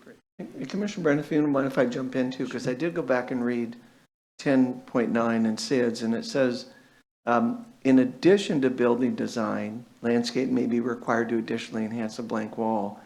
I think it can't just be landscaping, it has to be in addition to building design. So I think the idea of adding a condition about screening and so forth will be a great idea. Thank you. What is the duration of the landscape bond?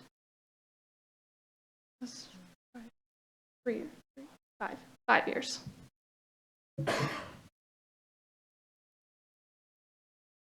Other questions, comments? I have a couple for staff. I'm sorry. Sorry, Chair, go ahead, Commissioner Morgan, go ahead. One more comment, actually, suggestion. I love the idea of the art that you're talking about adding, and I would suggest Issaquah does have an arts commission, and it would be wonderful if you contacted them about local artists and their ability to help with a project. Thank you. Commissioner Morgan, did you want to propose a condition regarding the blank wall at this point? Will I do it now or when we have the main motion? You can either do it now or when we have the main motion. Yeah. All right. A couple of questions for staff, I guess. Excuse me. First of all, I wonder what is on the roof now. I guess we're seeing a couple of stairwell exits up there. Is there air conditioning as well? I think when we met before, we were talking about solar up there. We're discussing rooftop use. So I'd like to understand more about what's up on the roof. Sure, there's mechanical units like you would expect, and there's also a rooftop community space that is depicted in one of these plan sheets that I'm looking for, which includes seating and tables, and I think fire tables, if I'm remembering correctly, or maybe I'm confusing my projects, but yeah, there's community space amenities so that it can be utilized by the residents of the building. Okay, solar, we were talking, I think, about solar panels originally. Is that still part of this design? Yes. Okay. And in terms of, if there's rooftop use, in terms of safety, what's the railing or whatever? There is a railing along the rooftop, and I can't speak off the top of my head exactly what the safety requirements are, but our building official, as part of the building permits, will make sure it meets IRC standards. Okay, that isn't shown in any of the drawings, really, is it? Or maybe I missed it. It is, yeah.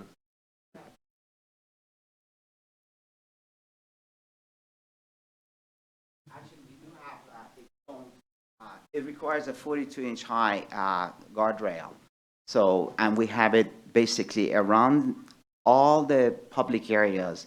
It's guarded, so you cannot go outside because you could be, interfering with the solar, or could do damage to yourself or to the equipment.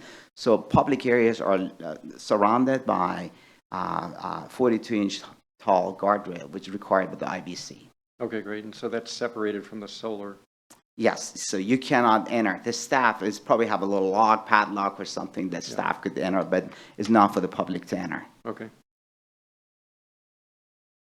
Okay, thank you. And my other question had to do with parking. We've heard a lot about it from the community. We have 65 units and 53 parking spaces. So a smaller number was required. So we're really tier 1. Is this tier 1 parking? I assume that it is. That is the new Title 18 code that has the tiers. Okay. So under the code that this is vested to, what was the permissible range of ratio in that? I see in the new code it's 0.75 to 2 per unit. And we're on the very restrictive end here. And I see that the staff report says that the parking standards are based on urban rather than suburban densities. I know the required parking, off the top of my head, is the 47 spaces. Give me 1 second. I'm rapidly scrolling through my code to tell you Sure, what I wondered if we had any leeway in that or if it's specific. So let's see. Sorry.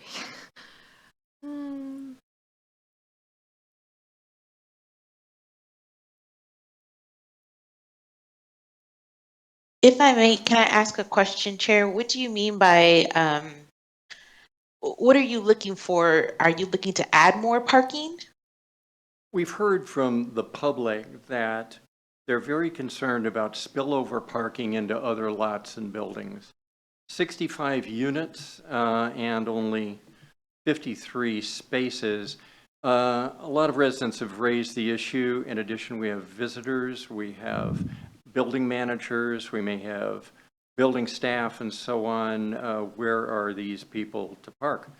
And while we're still on this topic, I am concerned about it because maybe you could also tell me what the public transit is like on Newport. I'm thinking if there is well-developed urban public transport on Newport, then we can scale down to urban densities for our parking. But I don't think that's the case, and I am concerned about too few spaces for the number of units.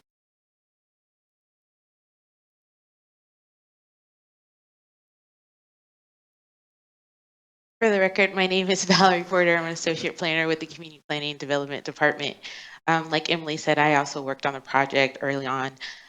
So just to address the parking does meet code, so I don't think we can require that the applicant provide any more. There is a transportation study that talks about the level of service, the roads, and bus routes. I believe there are at least one bus route that does go down Newport Way. I'm not quite sure where the stops are. But again, the project is meeting the parking requirements. Okay, so I guess in the code to which this was vested, there was not a range of parking available. For example, in the current code, 0.75 to 2 units, 2 spaces can be allocated per unit. In other words, there's a range there. It sounds like this code was more specific to this type of development. Is that right? It has a minimum and maximum instead. It depends on the, like if it's a studio or 1 bedroom or a 2 bedroom. But as Valerie said, it does meet code requirements, what's being proposed. Okay, and did the city choose then the ratio that we wanted applied essentially to this building? No, if there's so a range. when an applicant proposes the parking, staff's job is to make sure that it's within the minimum or maximum, that they're not falling below the minimum and they're not exceeding the maximum. Okay. All right, thank you. And I guess I wonder what other commissioners feel about the parking in this situation. Do we feel that it really satisfies the anticipated need, given the number of units in this? Wondered if anyone else had an opinion on this. Commissioner Brennan. Yeah, just a quick comment. Kind of reiterating what staff said. I think we have we have limitations there with the code. Lots of work is done to study parking needs and create the thresholds, minimums and maximums. So I think to second guess that, I don't know that we really have that authority, and probably would require some additional study if we're going to do that. So I would suggest if the parking proposed is within the range that's allowed for in the code, that's our place. If we can always express through staff that we think maybe in this location that may not be adequate. Maybe the code needs to be looked at some point down the road again as far as parking. But I would say if they're within range of the code, I would be supportive of the project as meeting that. Okay, thank you. Any other comments, opinions on that? Thank you. All questions I had. Any other discussion, commissioners? Any other comments or questions?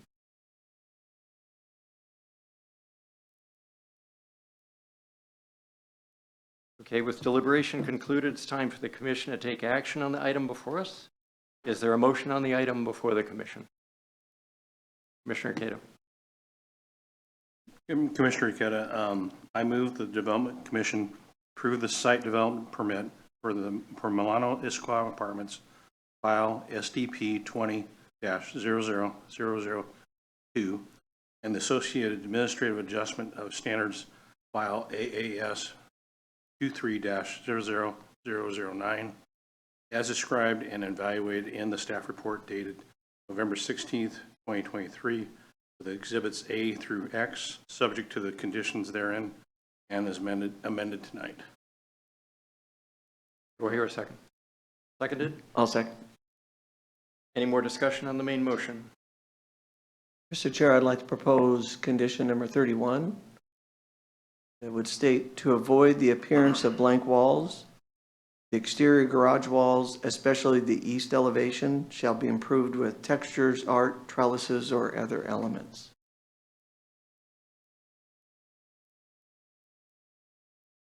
Is that a motion to add? As a motion to add condition 31. I'll second. Discussion on the motion to add the condition as stated by Commissioner Morgan.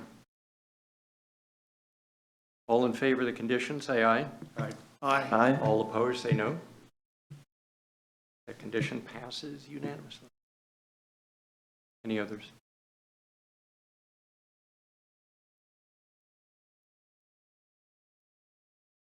Time for vote on the main motion then, if there's no further discussion before us.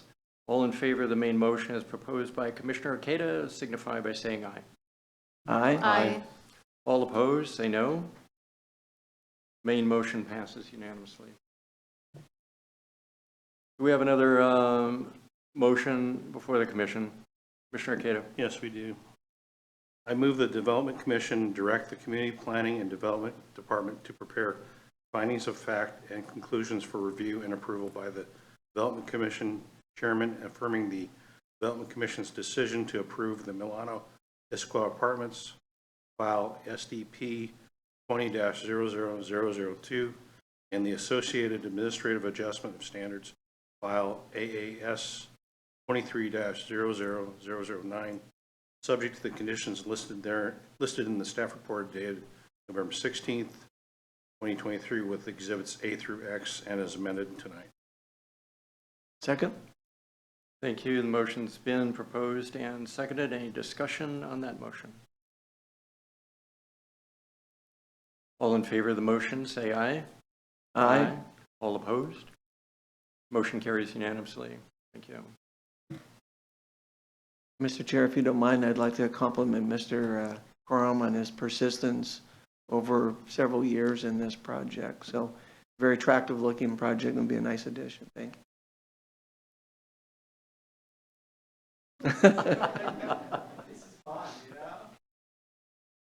Thanks. That concludes the Milano apartment site development permit. A notice of decision will be issued by staff within 7 days. So at this point, I'd like to excuse the public. You're also welcome to stick around for our regular business if you like, but we're going to have some regular business specific to the commission. Thanks.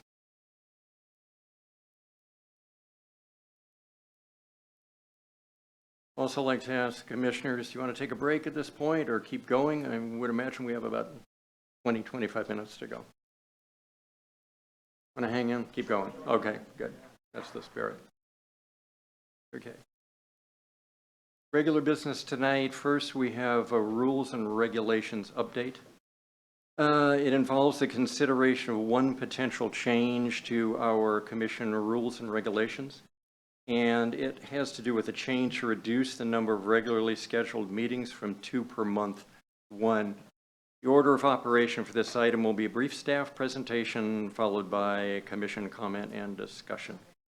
Mr. Getz, please proceed. Thank you, Chair. I'm just going to stand up and stretch my legs a bit. So yes, no presentation or no slides, just a quick discussion about this. One minor and then one slightly larger than minor adjustment. So the first minor adjustment is just updating the rules to reflect the change, pulling the Development Commission regulations out of Title 18 and placing them within Title 2. It's where all the boards and commission standards and rules are set. So that's a minor one. The second one was related to the meeting schedule. So wanted to just open up that discussion to consider shifting from the 2 every month to once per month, given a couple of factors. One, we don't tend to see too many Development Commission meetings. We had to cancel quite a few over the past several months. Additionally, the new code has changed how we do our preliminary meetings, where the neighborhood meeting would be held before the Development Commission. Now that is handled by staff to make it slightly easier for applicants, a lot quicker for that activity to happen. One of the obvious benefits is it opens up the scheduling. It opens up this room if there are other meetings that need to take place. But I wanted to put that before you and open that up for discussion. Consideration. What do you think, commissioners? So from 2 regular meetings per month to 1.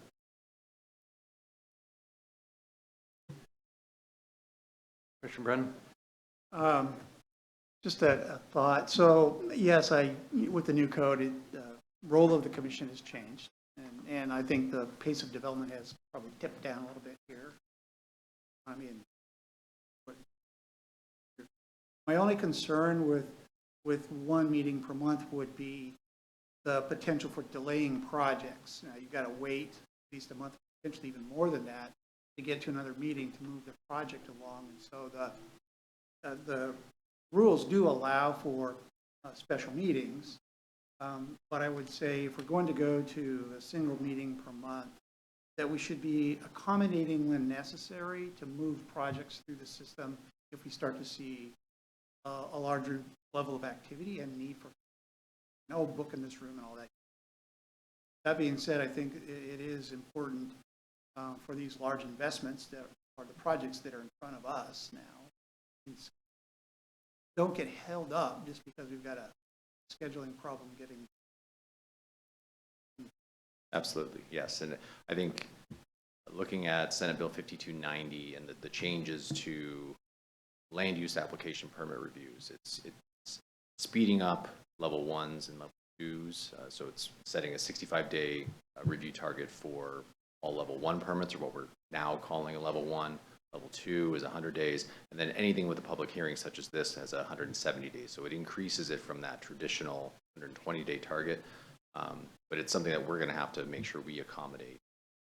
If that target deadline is approaching, we're going to have to either set a special meeting or preemptively build that into our schedule. So it's making ourselves be more accountable.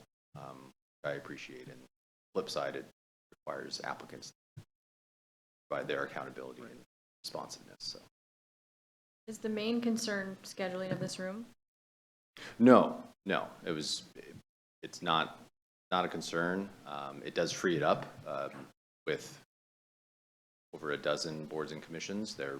They meet, sometimes twice monthly. So they're looking to make sure that they have their space, which they do. But looking to see if it was something that would be considered. But yes, running a special meeting as needed. It's always an option. And there's no real restrictions on special meetings in terms of when we can do them?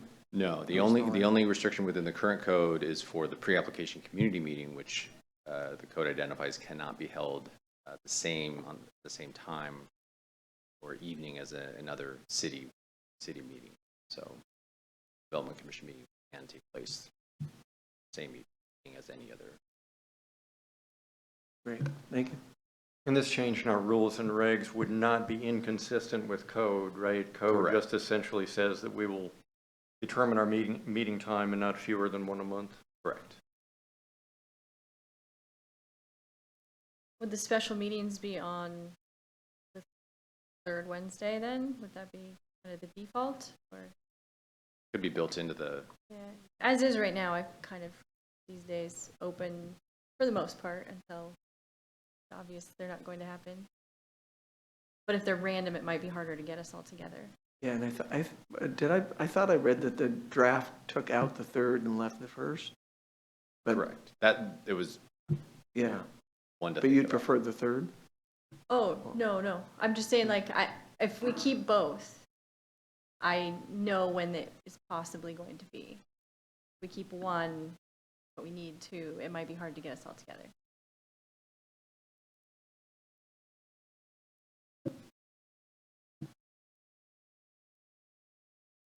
You have your input, Christian? Do you need anything else from us on that one? Nope. Okay, good. Thanks.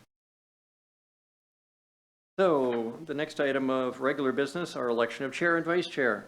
We're a few months over. We were not meeting around the April timeframe when this election usually always happens. So we need to do it now, and this will just be through April 30th of 2024. This is the process. First, I'll call for nominations. When all nominations have been made, I'll close the nominations. If only one nomination is made, that member is elected to the position by unanimous consent. If there are multiple nominations, commission members will be provided an opportunity to discuss the nominees. Then I'll ask members to cast votes on the nominees in the order they were nominated by roll call vote. Members may vote for only one nominee per office and may vote for themselves. First nominee receiving a majority vote is declared the chair. Then we'll repeat the process for vice chair. So are there any nominations for chair through April 30, 2024? I'll nominate Chair Sanford to continue if he's willing to attend at least one more meeting. It's only been like one so far, right? So I was hoping to eclipse Mike's record. Records are made to be broken. Any other nominations? Okay, I guess I'll maintain this blistering pace for 5 more months. Okay, repeat for vice chair. Are there any nominations for vice chair? I nominate Chair Morgan for vice chair. Commissioner Morgan. Are there any other nominations for vice chair? I'd like to nominate Vice Chair Shore to continue in the position as Vice Chair through the duration of the chair's steering the helm. Are there any other nominations for vice chair? Thank you. Okay, we will proceed now because we have multiple nominations. Is there any discussion on the nominees? I think I would like to withdraw my name from consideration while I form a pact for future elections. Though I do appreciate the nomination. There being no other nominations, Commissioner Shore, you've been elected as vice chair through April 30, 2024. Congratulations. Thank you. Okay, we have our officers for a while. Move on to reports, city council updates. I'd like to ask staff to provide any updates on city council activity. Sure. So since we last met, there's been an election. There were no changes to the elected positions on city council. They'll be performing their annual voting and selection of their council chair, council president, vice president in January. A couple of updates since we've last met. The Title 18 updates did go forward. So we are moving through the final stages of implementation. So projects will all coming at you with those standards unless we identify otherwise. So there might be a couple lingering projects that are set to be headed your way at the beginning. But otherwise, Title 18 is in full effect. Couple major project updates. The Lakeside Development Agreement was approved by council last month. We are waiting to hear on any appeals, but once that's completed, it will wrap up the development up in the Issaquah Highlands. Additionally, the Lakeside Development Project is kicking off. Both of those have independent processes for development review, but just always good to this group know what's happening. From the department perspective, working on the comp plan policies and goals and the 20-year update. So that is in full effect, kicking off the beginning of the year with Planning Policy Commission. So there may be some future updates on that for this group. Otherwise, we will be updating the parking. So along the lines of the questioning tonight, parking is one of the major zoning code updates and amendments that's under review along with housing, responding to House Bill 1110. That's for reports. Any other business tonight from the commission or announcements from staff? There being no further business before the commission, the meeting is adjourned at 8:38 p.m.